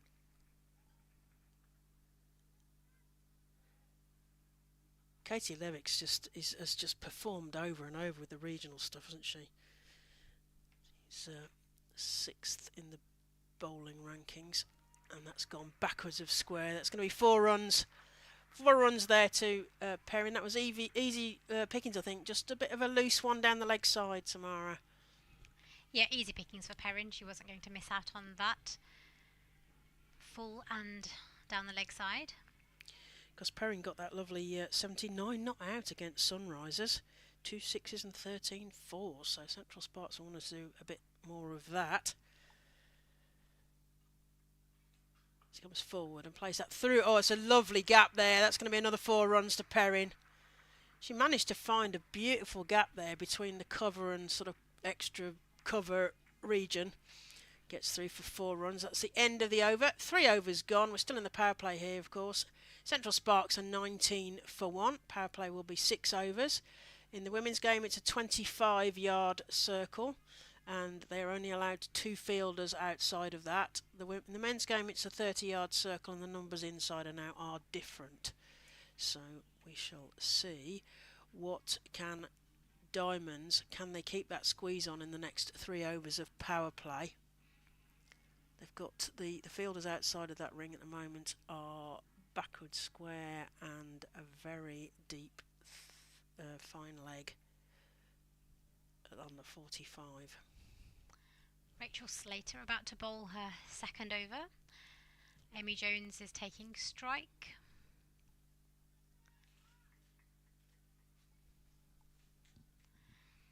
Sparks are 19 for 1 as Slater runs in to Amy Jones, who just lets that go, and it's signalled wide by the umpire. It was just outside the line, the blue line. You mentioned Amy Jones, a sort of local hero really. She's born and bred locally. She's very much adopted by the Birmingham Bears fans, so if she's fortunate enough to play next year, which one hopes she is for the Warwickshire and Birmingham side. Slater back into Amy Jones. He drives it and it's gone past the bowler, who made a diving effort to stop that, but it's collected there by the fielder at mid-on.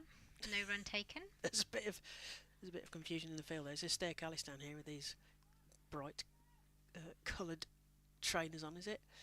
Just kicking the ball to Erin Burns.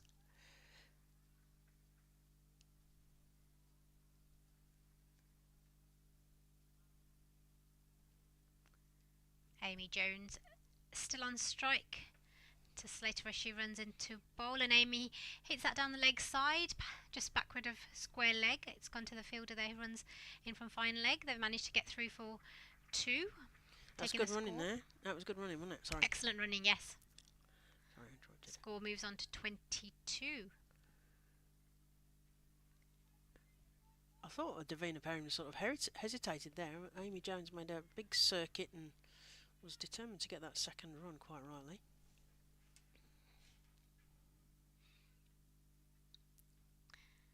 Slater running in. Amy Jones had a swing and a miss. Collected by the keeper. I beg your pardon, I've got this wrong because Bess Heath is keeping, isn't she? And this is Winfield Hill with her back to us. Is that right? Yes, that's right. 58 Winfield Hill.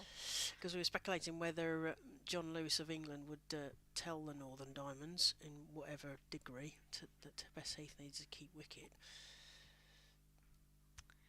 Amy Jones, and she again hits up fine for a single.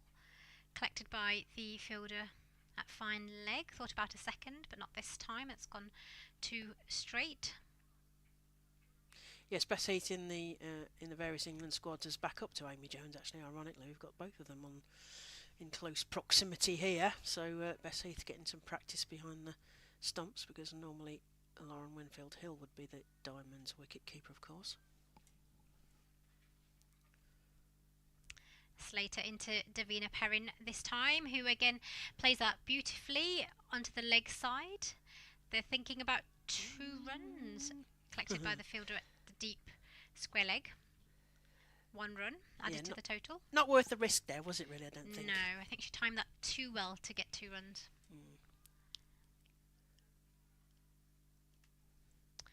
Final ball of the 4th over about to come up. We've got Central Sparks on 24 for the loss of just 1 wicket. Amy Jones on strike, and she plays a beautiful shot over the cover region, and it's gone for 4 runs. Yeah, nice one. Another one through the gap there. No risk at all. Straight past the hover mower, which makes a hell of a racket. We heard just before the game started. Obviously, they got various bits of strip covered up.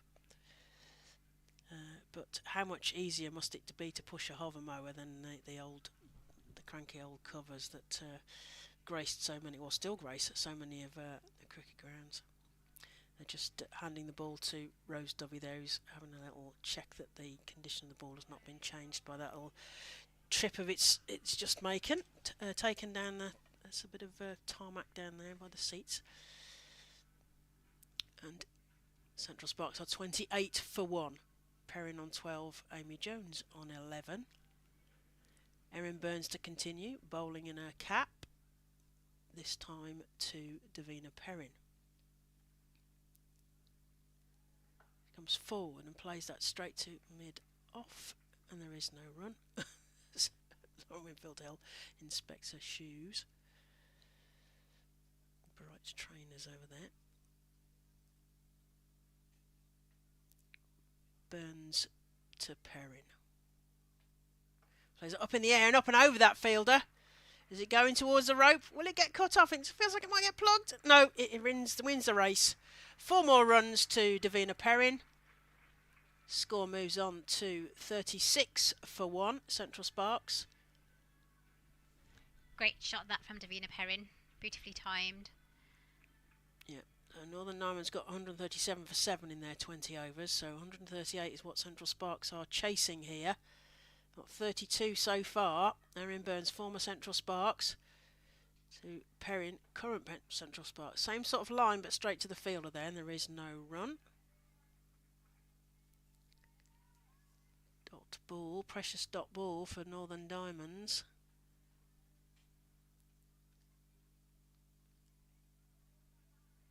Perrin rocks back, plays that to the cover point, but there's a fielder there, Katie Levick, I think.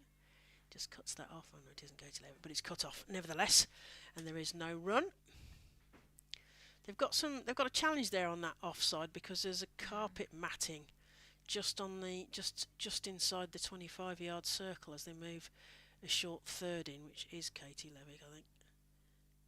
And Perrin tries to play that onto the leg side into the gap that was left, and it just ends up with a bruise, I suspect, for Davina Perrin as she tries to play that one and misses. Central Sparks 32 for 1. Perrin, graduate of the ACE programme, of course. Oh, twirls at that one. It goes backwards and it's going towards the rope. I think she's going to get 4 for that. She has got 4 for that.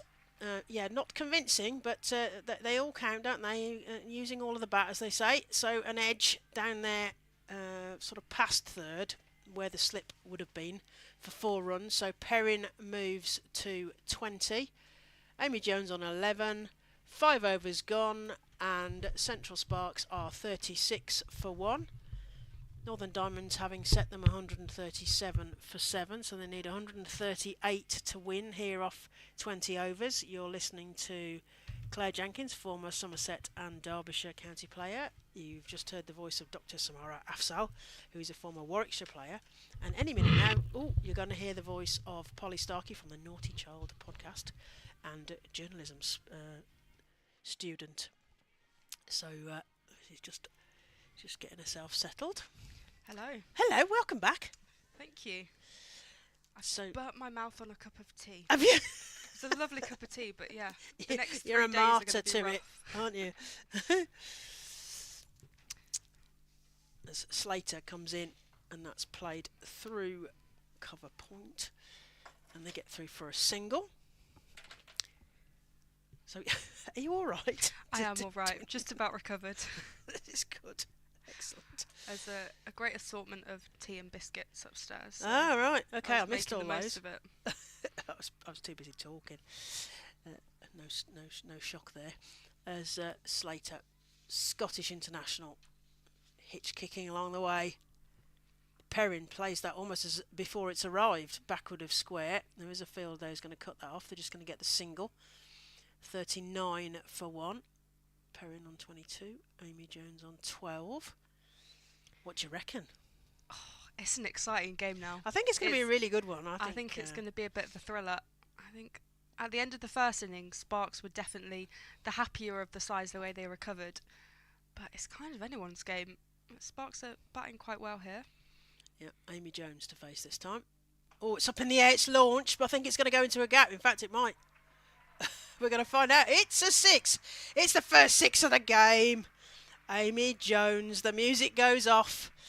6 runs to the total. Gosh, we're going to get to 50 pretty quickly here with a 6. Yeah, that's what happens when you bring Amy Jones back into your side. She's going to put in those big performances and hit those 6s.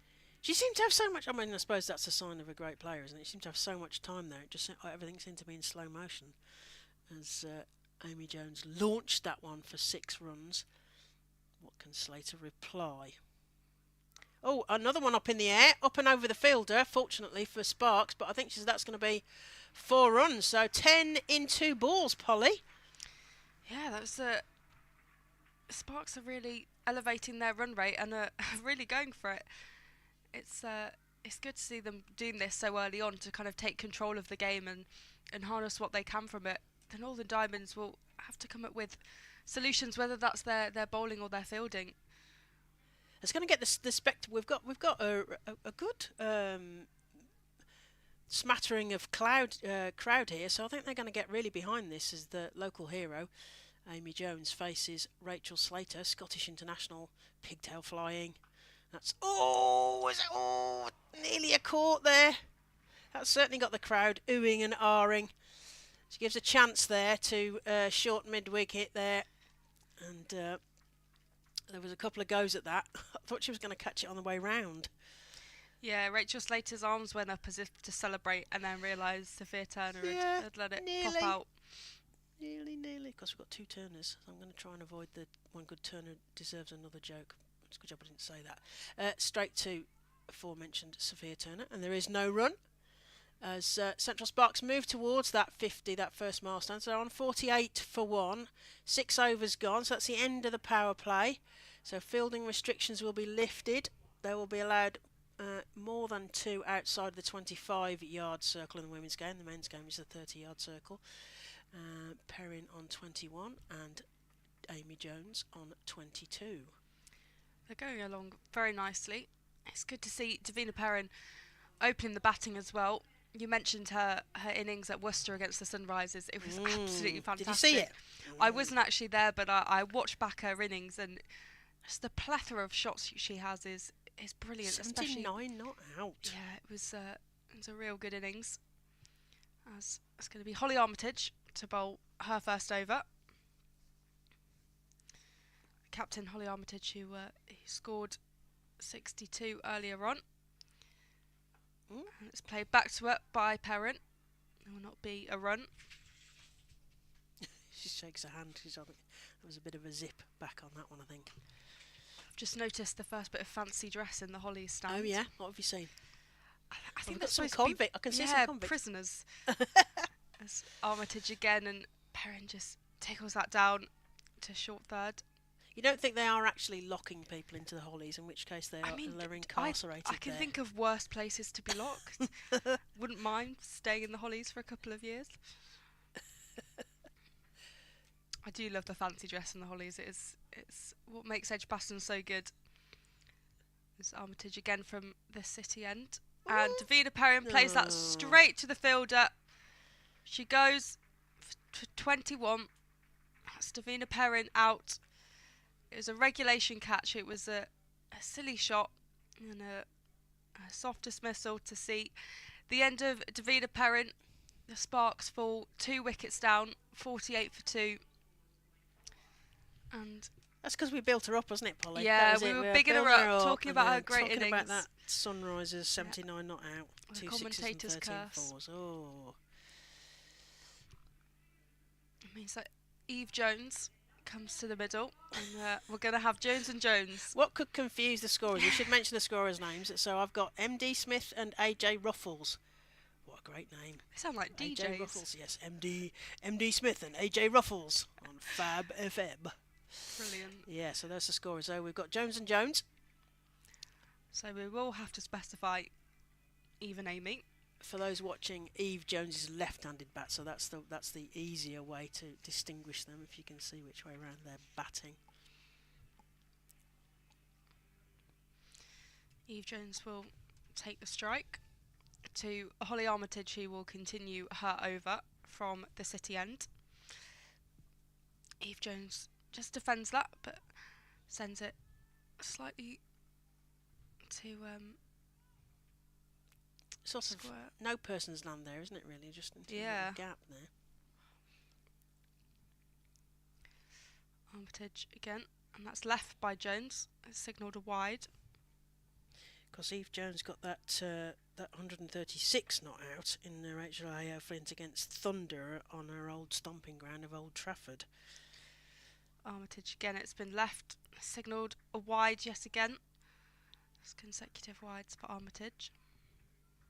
And then this season's Eve Jones is in terms of the professional cricketers, she's number 3 in the batting. Armitage again. Jones swipes at that, but nothing comes of it, and the wicketkeeper Bess Heath will tidy that up with the help of Catherine Fraser. Another Scot in this game. Armitage to Jones, he plays that down the ground back to the bowler. We're laughing there because you could almost feel the change of mind about what she was going to do with that then.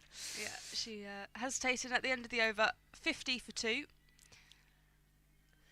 after 7 overs, 13 overs remaining. Eve Jones and Amy Jones out there. Eve Jones yet to get off the mark, but Amy Jones scored 22 from 15 so far, chasing 138 in this Charlotte Edwards Cup game between the Central Sparks and the Northern Diamonds. The T20 Blast game between Warwickshire and Durham is still to come, and the weather is looking a lot better than it did a couple of hours ago. Yes, it did look a bit gloomy a little bit earlier. So they're heading towards finals day, which will be 2 semi-finals and a final. So great value for money at Derby on Saturday the 22nd of June. We mentioned this 1 or 2 times. The first time they'll have had 2 semi-finals. So that'll be a great day there. I'm sure Derby will be looking after everyone there. As Turner comes in, a red heels flying. That's carved straight to the point fielder, and there is no run. Yes, Sophia Turner hasn't played since the Diamonds were defeated by her former team, the Lancashire Thunder, at Old Trafford at the start of this competition.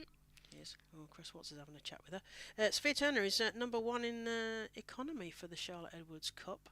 She's having to take her arm, the tubey grip off her arm. So, she's feeling a bit cold now. I think she's taken it off. There's hardly anything of her. Bless her. As her red heels fly away from us. And that's played to Holly Armitage at mid-off. And there is no run. Still 50 for 2. Yes, she's number 2 in the dot percentages for Charlotte Edwards Cup. And number 1 in the economy rate. So, Sophia Turner justifying her place very much so in this Diamonds set-up right arm over. That's Eve Jones sort of wafts at that as a little wave, and they're going to get 2. They're going to come back. They might get 3 if they're really quick. They are going to get 3. Oh, that was a bit of a challenge. I wish I hadn't said that then. It looked like it might be a risk. 3 runs there. Keeping the captain running. So Jones is certainly rotating the strike here. And Central Sparks are 53 for 2. It was Katie Levick who was in pursuit of that and had to put the hard yards in. Yeah. A stalwart of the domestic women's cricket circuit. She always ends up with good statistics and stuff, doesn't she? She's a very popular player on the circuit. As the field is very much changed, we've got a very deep mid wicket. Of course, it's left and right handers as well. As Sophia Turner runs away from us to Eve Jones, who plays that instead to the offside, and they get through for a single. I was going to say, Barbara Daniels in here commentating earlier and said she called that the posh side, the offside, because I said to her, "What's your favourite shot?" She said, "Oh, I played a lot into the leg side. We didn't bother much with the posh side," which Raf and Sid from Cricket loved. Amy Jones to face Sophia Turner this time. Oh, it's up in the air. It's gone up in the air. It's going to plug it, is it? Oh, it goes underneath the fielder, who then just dives down. He's going to have a rest after that, after the attempt to get that. How many have they run? So it dropped in again. I hope she's all right. Yeah, she's all right. She's picked herself up. But well in the air then. I think Amy Jones got away with one there. It's just plugged about 40 yards out. Yeah, that was Emma Marlowe. You want your players to go for the catch. You do, but there was a sort of slightly set off too late there feeling about that one. Turner to, down the leg side, that's going to be very wide. Another one to the total. 57 for 2. Amy Jones facing. I hope she's taken a bit of a breath there. She's taken her glove off and back on again. A little twiddle of the bat. Yeah, that's what I should have done. Kept that down on the floor. Yeah, it's that one. That's the one. Jones and Jones batting here. Turner in. It's played into the leg side, and I think Amy Jones is going to take a happy one, easy one there. Oh, he's going to pinch a strike as well. So end of the over, 8 overs gone. Central Sparks are 58 for 2. Amy Jones on 28. Eve Jones on 1, and Northern Diamonds got 137 for 7 in their 20 overs. So Central Sparks have been set 138 to win. They need 80 off 12 overs as the crowd get wound up, shouting "You Bears" and "You Sparks" as the Jones Knott sisters are at the crease. It'll be Amy Jones to face Holly Armitage. As Armitage is in and Jones plays that to deep point. Look, she put the afterburners on halfway down as though, can I go for 2? And then realised, no, I'm not going to go for 2 there. Of course, the field constantly changing for the left-hand, right-hand combination. That's the value of having a left-hander. Oh, yeah. You wind the fielders up and the bowlers are constantly having to adapt and change. Yeah. It's Armitage to Eve Jones, who chips that to square leg. Of course, Diamonds I think they're the only team without a left-hander. I think that was a previous That's a good start. if I've got that wrong, please excuse me. But I'm pretty sure they don't have a left-hander in there. I mean, Sparks have a host of left-handers. They have plenty. They're hoarding them all. Armitage to Amy Jones, who plays that down to deep cover point. 61-4-2. Of course, one of the Sparks pinched Amy Campbell, who's not playing today. She's a left-handed bat. She's from Durham.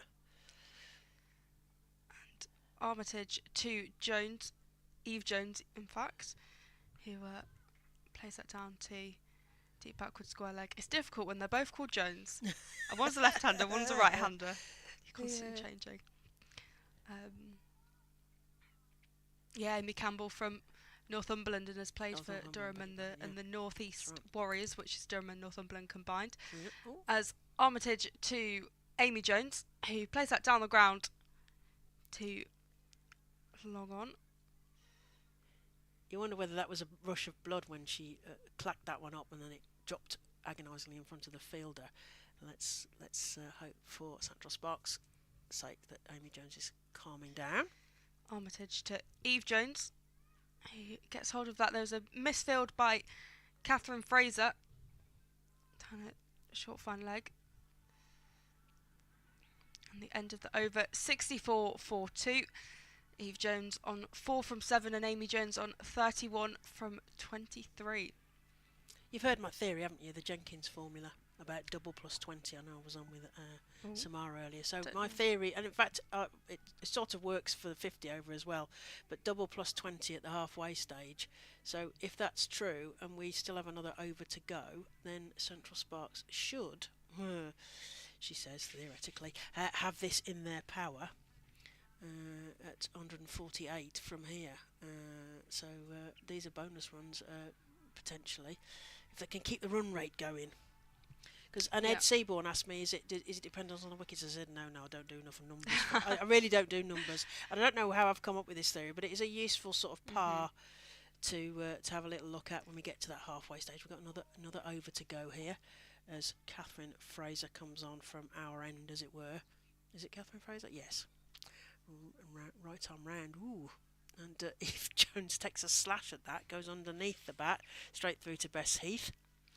It's interesting you say about your theory, because at this stage of the game, the Northern Diamonds were 55 for 1, so Sparks are ahead. And that's carved through the point region. There is a fielder there who's going to stop that, and they're just going to get a single. But yes, chipping this off in singles and then taking a loose ball. Holly Armitage is going to make a change, so she's bringing in the sort of extra cover fielder, and they've got sort of cover cordon here. So what are they going to tempt Amy Jones to do here? They've got the offside covered, and then bolted down the leg side, and that's cut off backwards square, and they just get a single. I thought, well, I wonder what was going on there. They got that, manoeuvred that field. So Central Sparks are 66 for 2. Of course, left and right now, so they do have to rejig, as Polly mentioned, as we head towards that halfway stage. Fraser round the wicket, bit of spin. It's played straight to Holly Armitage, and there is no run. One more ball to the halfway stage as the field moves around on the leg side to Eve Jones. Slater spinning it in. That's played straight to Holly Armitage, and that's going to be another dot ball. And one more to come, and we're going to get to the halfway stage. And those at home who can do double plus 20 can tell me what the total should be, as that's swiped through mid wicket. There's a diving stop there, nice diving stop, and they get through for 2.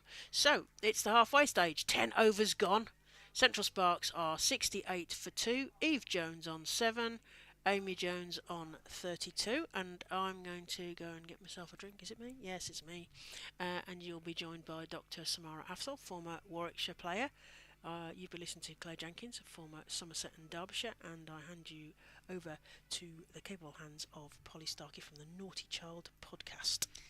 Marvellous. Halfway mark, 68 for 2. So if we go with Claire's theory, I'm going to try and do some quick maths. I think that's 136 plus 20, so 156, if I'm correct. But the Central Sparks are they've slowed down a little bit.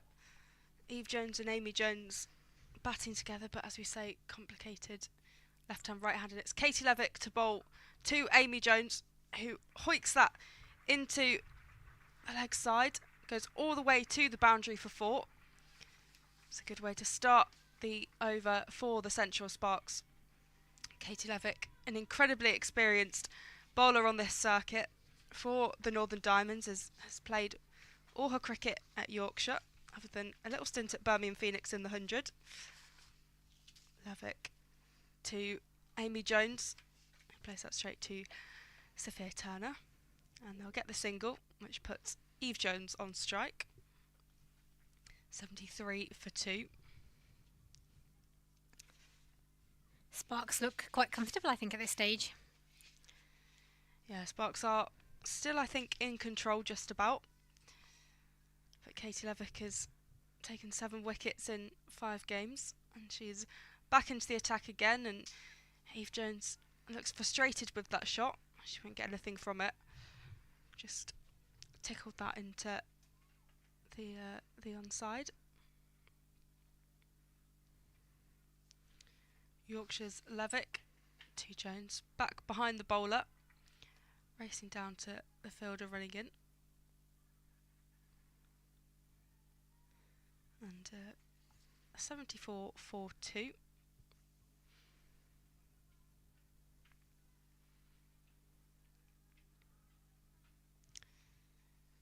Katie Levick with the Birmingham skyline in the distance, and Amy Jones once again a similar shot to before, down to deep mid wicket. Holly Armitage, the captain, throws it back in to prevent a boundary or any more runs.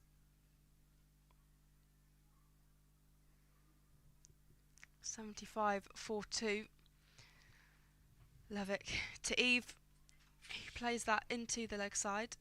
Sophia Turner being kept busy there out on the boundary, and the end of the over, 76 for 2.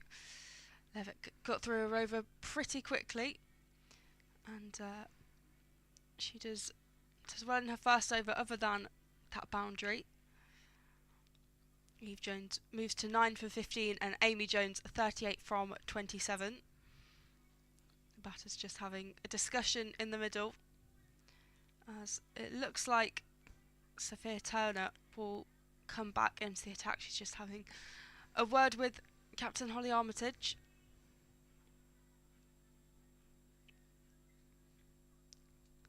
Sophia Turner, who, as mentioned, was previously with the Lancashire Thunder, but had a loan spell and then permanently made the move to the Northern Diamonds last season.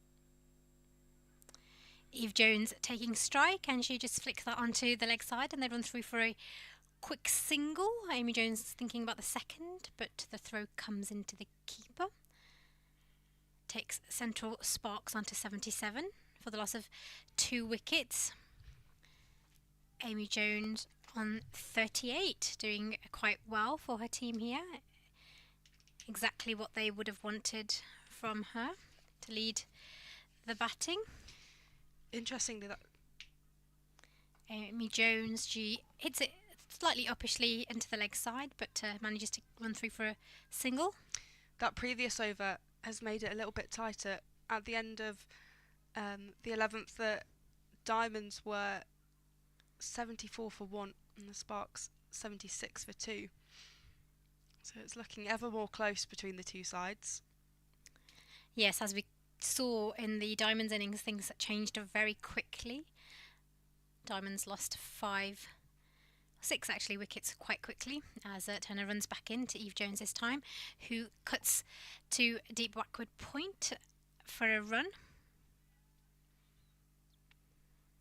Yeah, it was at the death that the difference was made, and Sparks brought themselves back into the game. And I guess they put themselves in such a good position that batting wise, they'll want to continue that. Yeah, you'd think with the experience of these two, they should be able to see this score off. Amy Jones just nudges that to the gully region. No run. 59 runs required to win. The total was 138 that they were chasing. They've got 79 of them so far. So that looks like a feasible target from the remaining 8.2 overs. Turn her into Amy Jones again, who has a big slog at that, and it's given LBW by the umpire. Amy Jones out for 39. That'll be a bit of a blow to the Sparks team as they lose their third wicket. That was an interesting decision. I'll wait for the replay, but it was looking a little bit high. I thought potentially could be deemed not out. Yeah, slightly high, slightly leg-sided. I think there was a bit little of bit doubt. leg-side. But the umpire's decision is the final decision, and that means that Eve Jones will head back. Amy Jones will head back even. Now, it will be easier without two Joneses at the crease from our perspective. But Courtney Webb, the Australian overseas player, will join Eve Jones out in the middle. Could this be a turning point for Northern Diamonds, picking up the big wicket of Amy Jones? I think it is a big turning point, and they need to capitalise off that. They'll want to get quick wickets in quick succession. But that's difficult when you've got Eve Jones, who is a fantastic batter, and the equally good Courtney Webb coming in, who has plenty of overseas experience. Yeah, as we saw with the Northern Diamonds innings, I think putting pressure on, stopping the stingles, that will create bad shots and create wickets. So, yeah, that's what they need to do, is to try and stem the runs. We have, after this, 8 overs left in the Sparks innings, so it can get quite interesting. Sophie Turner with 1 ball left in this over. Webb facing, and she plays that uppishly, just falling short there at the fielder at point. Lucky to get away with that. Yeah, just bounced before the fielder, but that was close to another wicket. But good intent nonetheless from the Northern Diamonds. They're 79 for 3 with 8 overs remaining. Webb and Jones just having a discussion in the middle, and they've got 59 runs to win. The Northern Diamonds will be wanting to defend that and find their first win in the tournament.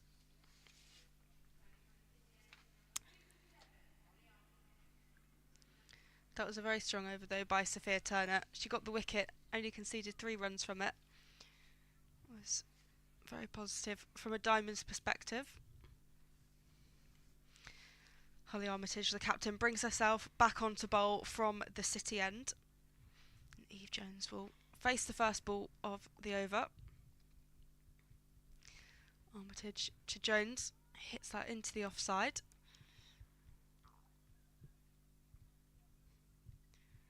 It's well fielded. There'll be 1 run from it, taking the total to 80 for 3.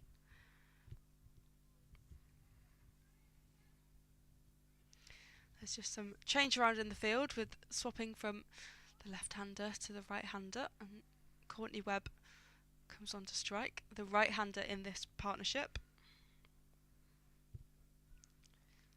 Armitage in, and that's missed the fielder. There's a diving attempt from Emma Marlowe, but it's Sophia Turner on the boundary who prevents that from going for 4. It's a strong attempt. Emma Marlowe not having the best day in the field. Probably had a heart in her mouth for a second there. Again, uppish, but landed just out of the reach of the fielder, Emma Marlowe. Armitage to Webb. He flicks that off the pads and only gets as far as Rachel Slater. Rachel Slater, who Scottish international, but was actually born in New York, which is interesting fact. So she potentially could qualify to play for the USA. As Armitage to Webb, And there's a slight misfield and they capitalise off that, running through quickly. Stair Callis there with the fielding. Most Pakistani fans would not want to hear USA Yes, it's at this present bit moment. of a sore spot at the moment. It is, but well done to the USA. A fantastic game in the Men's T20 World Cup. As Armitage to Jones, he just flicks that into the leg side. Yeah, you mentioned the Men's T20 World Cup taking place in the USA and the West Indies. I believe the Netherlands are playing South Africa later and England are facing Australia. So 2 very exciting games to keep you occupied. We've also got Warwickshire versus Durham here at Edgbaston in the T20 Blast. As Armitage to Jones, she attempts at a catch, but it goes through her hands, down the ground. The fielding is done and they'll take a run, but that was Armitage I think she just about got a hand on it, but it went straight past her. Yeah. And the end of the over, 84 for 3. A life there for Eve Jones, not timing it as she wanted and just out the reach of the captain there. 7 overs to go in this Central Sparks innings. They won the toss and decided to bowl first. It's Catherine Fraser to come back on to bowl.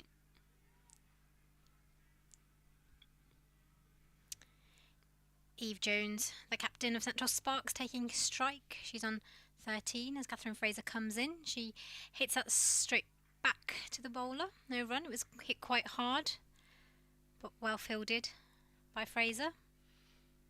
Courtney Webb scrambling to get back in her crease. She was backing up.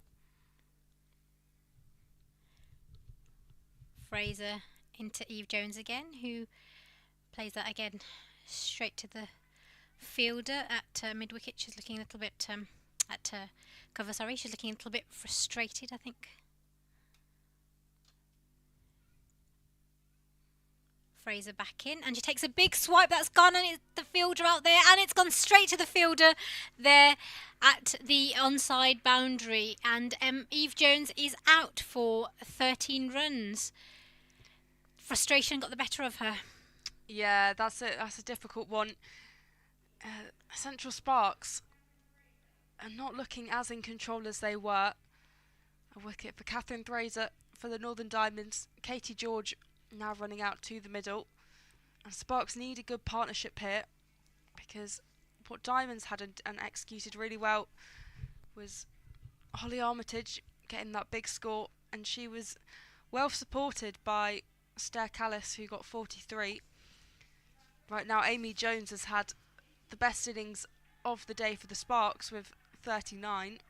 Davina Perrin got 21 at the top of the order, but no one's really stuck by them, so Webb and George will have to build something special here. 54 to win from the remaining 6.3 overs. Yeah, the required run rate is slowly now creeping up. It's gone beyond 8. Might be slightly concerning for the Sparks. The last thing they need is a collapse here.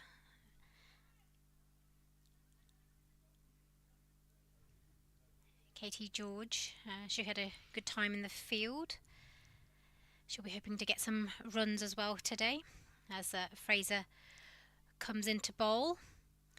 She plays out onto the leg side, out to backward of square leg for a single. She's off strike.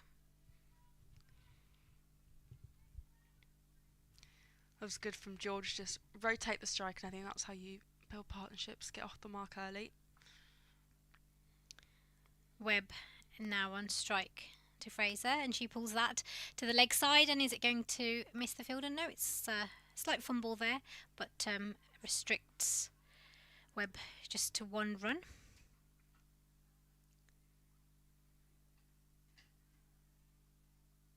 Nearly placed in between both fielders, but it was a good effort there on the boundary. George back on strike now. She hits it firmly, but straight to the bowler. No run off the last ball of the 13th over. 14 gone, 6 overs remaining. As Central Sparks at 86 for 4. That was a very good over by Catherine Fraser. only 2 runs from it, and of course the wicket of Eve Jones, which is another important wicket for the Northern Diamonds. 52 to win from the remaining 6 overs. So that's 52 from 36 balls required for the Central Sparks to find the win. Northern Diamonds are looking closer and closer to their first win in the Charlotte Edwards Cup.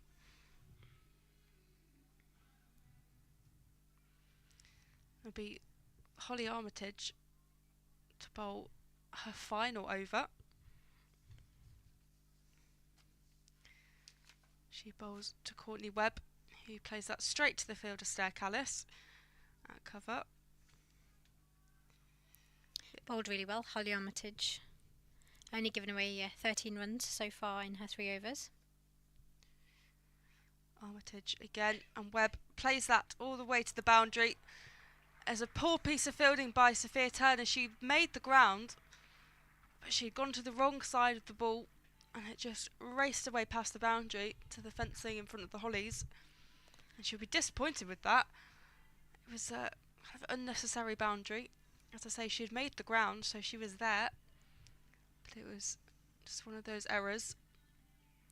Yeah, slightly uneven patch out there. I wonder if that had anything to do with it. As Armitage continues from the city end to Webb, who tries to take hold of that, but it goes to the wicket keeper. Interesting that Armitage is choosing to bowl herself now, because this bowls her out for the rest of the game, but I guess she wants to do as much damage as she can now rather than waiting and let the game slip away.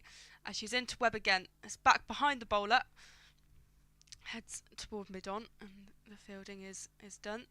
And I think that's kind of a wise decision, to do as much as she can now rather than waiting, and potentially when the game is in the balance like this, if she can just tip the momentum in the Diamonds' side, that will set them up nicely. As it'll be Katie George to face Armitage, who chops that into the offside. Sophia Turner fielding that this time. Yeah, I like that attitude from Armitage, the attacking rather than the defensive mindset of getting someone else into bowl and saving her overs. She knows that they've got 3 quick wickets here, and actually if she can get another one, then that's a lot more damage done. The final ball of the over, and Webb swipes at that. There's an attempted catch by Emma Marlowe. It's put down, and they'll run through for the single. 93 for 4 at the end of the over. 5 overs remaining and 45 required to win. I'm going to depart for Claire Jenkins, who will come into my place. Yeah, Emma Marlowe made her ground, but just dropped out of her hands. A good diving effort there. Look for the Central Sparks. That was the last thing they needed, was another wicket. They are now 93 for 4, chasing 137. There's 5 overs left to go. 6 wickets remaining for the Central Sparks. Run rate is now, the required run rate's now touching 9, which is going to be a bit of a worry for Central Sparks as Fraser comes into bowl to Webb, who comes out of her ground. She cuts that to the fielder at deep backward point. They come through for a single. There's been a lot of wickets while I was off again, hasn't there? Yep. I don't know what you two are doing when I go out for a drink. Hopefully some stability now then.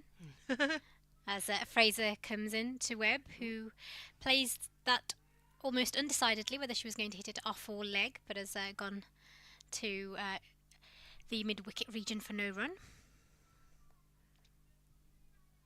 Sorry, Katie George. George on strike again to Fraser, who cuts at that, looking at the umpire, and yes, it signalled a wide. It was quite wide outside the off stump. Yeah, accusingly at Chris Watts there. Come on, give me a wide. Fraser into George again, who makes room, and she hits that straight down, but it's gone straight to the fielders. There are going to be run out, and a direct hit, I think, would have had George in trouble there. Yeah. She has got through for a single. I think that was... she hit it nicely, and I think I recognise that. You hit a nice shot down the ground and you think, well, I'm going to take a run, and then you realise actually it's gone straight to the fielder. Could have been a risk. She was gone. If that was Survives a it. yeah, direct hit, that was gone. Webb on strike now. Fraser coming into bowl, and she sweeps that onto the leg side. One run. It feels like they've kind of left that gap there almost for that single, because they know that singles isn't going to be enough for this, as they need 41 to win. No, the required rate creeping towards 10 now. Fraser back in. George on strike again, and she again flicks it onto the leg side. Thinking about 2 runs. Are they going to make it? George trying hard, and she makes it. Good running in the end there. Yes, you almost feel like hitting it hard is not a good idea down into this pocket. You almost want to hit it into the gap, don't you, and then chase a 2. Or if you can hit it better still, hit it into a gap and get a 4. But yes. Good running from George. She knows that singles aren't going to do the job here. Has to be doubles. She's a wily operator. She'll know what she needs, I think. Absolutely. She takes strike again. Play and a miss. Not given wide this time by the umpire. Yep. And that's the end of the 16th over, and Central Sparks are now 99 for 4. Yeah, it's going to be interesting to see what sort of partnership George and Webb can build here, as Sparks need 39 off 24 balls. So they're going to need some... Sparks are going to need Diamonds to bowl some loose balls, and Polly's observation that Holly Armitage has bowled herself out leaves her. That's not an option now for Holly Armitage. However, I think this is probably a smart move for Northern Diamonds to bring on Katie Levick, who weaves a spell over batters at the best of times, as Webb plays that through the point region. There is a fielder there who's going to cut that off. They're going to think about 2 and then think better of it. And that's the 100 up. Central Sparks get 100 up. 16.1 overs, 100 for 1, as the crowd, there's a little ripple and we see the graphics going across the ground as the pride flag is waving in the wind from the far end. George comes forward and plays that, I think she was hoping to play it in a completely different direction, but managed to smear it into the leg side, and then Holly Armitage proves she's got a very strong throw there to get through for a single. 101 for 4. George on 6 and Webb on 13. Webb surveying the field. Australian import, Katie Levick. Plays that into the leg side. There is a fielder there. They're taking a risky run. There's a shot at the stumps there, but they got through, Samara. Yeah, the intent was there from George. She was well backed up there. She knew she was going to run through for that single. She made it quite comfortably in the end. 102 for 4. There is risks are having to be taken by Sparks, who will need more than a run a ball here to win this game in the Charlotte Edwards Cup, as Levick comes into George. He comes forward, dancey oops, that's out. Katie Levick there weaving the spell that I mentioned. Katie George dances down the pitch and is stumped by Bess Heath there. So Sparks find themselves another wicket down. Yeah, unfortunate for George. She was looking good, but again, the run rate, the pressure got to her. Tried to create a shot that wasn't there and getting stumped. Yeah, probably the intent was right, but mistimed that. Ball went underneath the bat, I'm afraid, and easy work for Bess Heath behind the stumps as we see the next batter coming out. Is this Caris Pavley, I think? Yep. Caris Pavley, Georgie Heath, confirming that on the PA. Great to have Georgie Heath here from the Women's Cricket Chat podcast. She's in the PA downstairs. I've seen her from a distance. I haven't spoken to her yet. You're listening to the voice of Claire Jenkins, former Somerset and Derbyshire player, Dr. Samara Afzal, who's a former Warwickshire player, and you will also heard the voice of Polly Starkey from the Naughty Child podcast. Another essential bit of listening for women's cricket followers, as is Cricket Her podcast and vodcast. As Katie Levick decides what to serve to the left-handed Caris Pavley. And Holly Armitage has bought the short mid-wicket and the short cover in. So what is Katie Levick going to serve up? Caris Pavley. Comes forward again, plays that past Holly Armitage at short mid-wicket, and is desperate for a second run. Almost gets half a rounder there, as she turns and is told by Courtney Webb that that's only one there, I think. So Courtney Webb this time. So the field have to rearrange for the right-handed batter. 103 for 5. Central Sparks need 35 runs. Comes forward. Oh, it's dropped in front of the short third fielder, and Tia Callis has got to run. She's got to cut this off. How many are they running, Samara? Keep an eye on how many they're running. They might get 5 They're here. getting 3. 3. Brilliant running that was. Good running from Central Sparks. Just tantalising out of the reach of the short third fielder. And then it got dropped behind her, and Tia Callis had to do a lot of running there. As that's the end of the over. So it was very exciting. 17 overs gone. Central Sparks 106 for 5. They need 32 off 18 balls. They're going to need more than a run a ball here. I mean, even I can do that. Yeah, needing yeah, so 11 runs and over. So yes, it's going to be a tough ask here. They're going to need at least a boundary every over. Yeah, they're going to need Northern Diamonds to bowl a few loose balls here. Pavley and Webb certainly can both bat. Very much so. Courtney Webb got a useful, in the Rachel Hayo against Thunder, got 40 off 35 balls up at Old Trafford. She's been getting some useful runs and partnerships for Central Sparks. Caris Pavley also can bat, and so Northern Diamonds have decided they're going to bring the ex-Spark, Erin Burns. So Aussie versus Aussie here. So we've got Erin Burns, Northern Diamonds Australian overseas player, against Courtney Webb, Australian of Central Sparks, right arm round. Oh, there's a big swipe at that one. Holly Armitage is at long on, and we'll field that, but they won't mind the singles.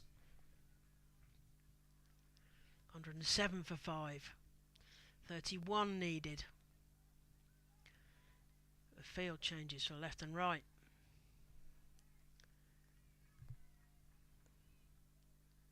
Burns got 5 for 25 against the Blaze. And Sparks won't want any repeat of that. The Blaze have been playing really well, so have the Stars. They've gone out ahead with this Charlotte Edwards Cup. Pavley. Oh, nurdles that to one towards point. They're going to get a single, and I mean the theory is that you shouldn't be able to get a single in that 25-yard circle, but they did. 108 for 5. They're going to need to swing the bat here, Central Sparks, in the sunshine at Edgbaston in the Charlotte Edwards Cup. Oh, big swing up and over the fielder. Is it? Oh, is it caught? It's dropped just short of Lauren Winfield. It was a good effort. It was good. I thought it was going to be one of those ones where the fielder came up saying, yeah, it's a catch. Ooh, 110 for 5, Central Sparks. The crowd are getting involved now. Oh, big swipe again at that long on. Holly Armitage doing the work there. They think about 2. They're going to have to. Is it going to be close? Is it going to run out? Oh dear. Last thing Central Sparks needed, but it's a run out. So Holly Armitage, the captain, throwing in there from deep long on. And was that Webb? That's Pavley. Oh, I don't know which way around they are. It's Pavley. Run out there, unfortunately. So Central Sparks lose another wicket. Desperate effort to get 2 runs there, but it wasn't there. Yeah, desperate I think is the right word there, isn't it? So Central Sparks find themselves another wicket down. Still needing 27 runs to win this game. It's going to get exciting. And we are indeed on Nelson 1-1-1. Will that have been the bit of bad luck Central Sparks really didn't need? Central Sparks at 1-1-1 for 6. Emily Arlott coming to the crease to bat with Courtney Webb. A bit of a conflab. Just getting a bit of info and on what Erin Burns is serving up here. Bit of spice from the former Central Sparks player potentially. Spinning the ball. Distinctive, leaving the cap on. as Webb faces. Swipes that into the leg side. There's 2 fielders going to cut that off, I think. Yeah, they're only going to get the 1. 112 at least off Nelson. 112 for 6. Need 26 runs to win. Running out of deliveries here. 26 off 13, I think. Something like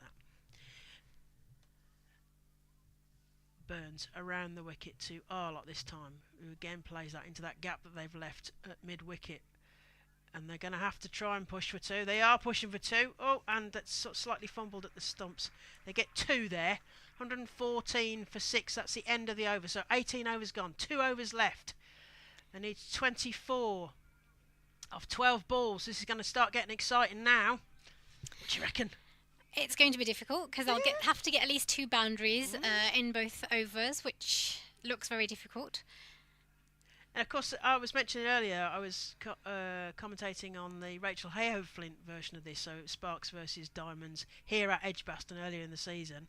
And Diamonds won by 1 run. A Central Sparks will hope they're not going to repeat that here. It's going to be a close finish though, as the sun's coming out, the crowd's getting involved, and it's Katie Levick.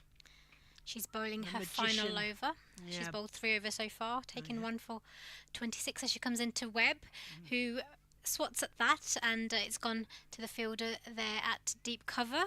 Arlott's thinking about a second, but it's not there. Needing 23 now to win off 11 balls. Arlott taking strike.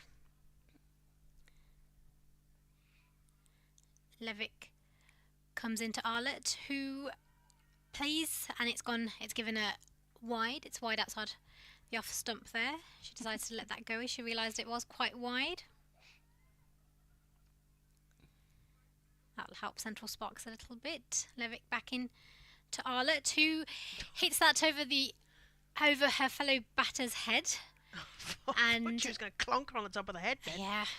It's close. Did well to get out of the way of that one. Ducked underneath that one, did Courtney Webb. 1 more run added to Sparks total. Takes them to 117. 21 needed. Webb on strike this time as Levick comes in and she hits it, and it's gone straight to the fielder there at gully. Great catch. And out. Webb has departed for 23 runs. Sparks lose their 7th wicket, and I think it is probably game over for them now, Claire. Oh, it's not over till it's over though, Samara. Well, they need a miracle, don't they? Yes, starting that the miracle is needed is starting to get larger, isn't it? So, yes, I think that was the fielder who was unfortunate a bit earlier, but yeah, good catch there. Sort of deep gully, short third, and she gets patted on the back for that.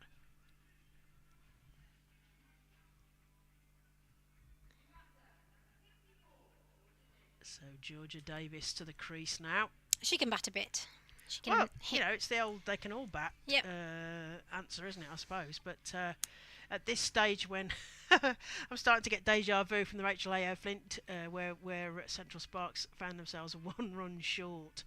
So let's hope history is not repeating itself for the sake of Central Sparks. Levick has picked up 2 wickets for 29 runs as she comes into Georgia Davis, who cuts that but straight to the fielder at point for no run. I think if they'd thrown that to the bowler's end, they might have got Emily Arlott's very excitable at the other end. She's desperate to get another run on the board. Levick. And again, Georgia Davis hits it over the head of the Emily Arlott there, and thinking about second, but they get through for 1 run. I think they're getting flashbacks. I'm certainly getting flashbacks to the needing the total. Arlott is now on strike. This should be Levick's final over. Final ball, she comes in, and that's hit beautifully by Arlott onto the leg side, and it's running away, but it's stopped there at the boundary, but they get through for 2 runs. Another couple of yards. That would have been a 4, Samara. Yes, the luck just not going the way with of the Central Sparks at the moment, and that's the end of the 19th over. 120 and 18 still to win. Claire, I know. do you think it'll happen? 6 balls to get 18 runs, and it is unbelievably going to be close, like it was in the Rachel Hayo Flint competition between these two sides. So Charlotte Edwards Cup on the line, because Holly Armitage had set Northern Diamonds. They got 5 games left, as she basically said in the preview. We've got to win all 5 to put ourselves in contention with being in that top half. Remember, there are 8 teams and 4 of them will make it to semi-finals, and Diamonds need to win all of those 5 games. Central Sparks need a win to stay in that top half. They're in there at the moment, but will they still be in there at the end of today? Erin Burns to carry on from the pavilion end this last over. 6 balls to get 18 runs.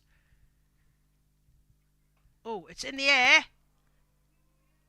And it's caught. She's out caught, I'm afraid. Georgia Davis will have to depart. So Erin Burns gets Georgia Davis caught. That's what I'm trying to say. Out in the deep. Yeah, Georgia Davis, it was a good attempt. That's what they need to do, is to try and clear the boundaries. But unfortunately for her, just short of the boundary and out.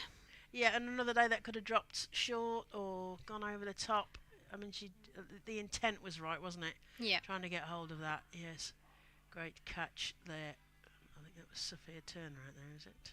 I think it is a case of trying to smack every ball out of the park now for these final few balls. 18. Oh, 18 needed off 5. Unlikely, it has to be said.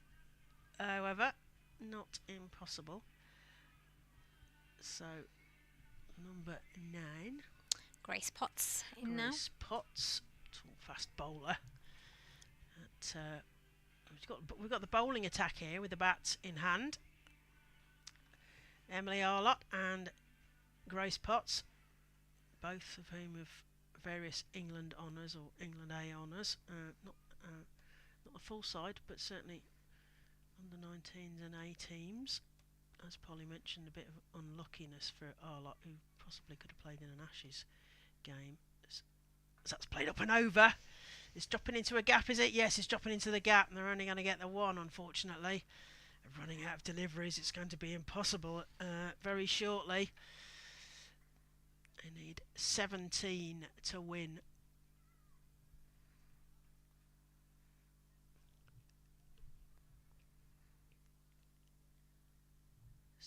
Needed. Burns to Arlott. Oh, she's yorked to there. It was a brilliant delivery, I have to say, from Erin Burns. Another delivery goes by. 3 balls left. 17 to win.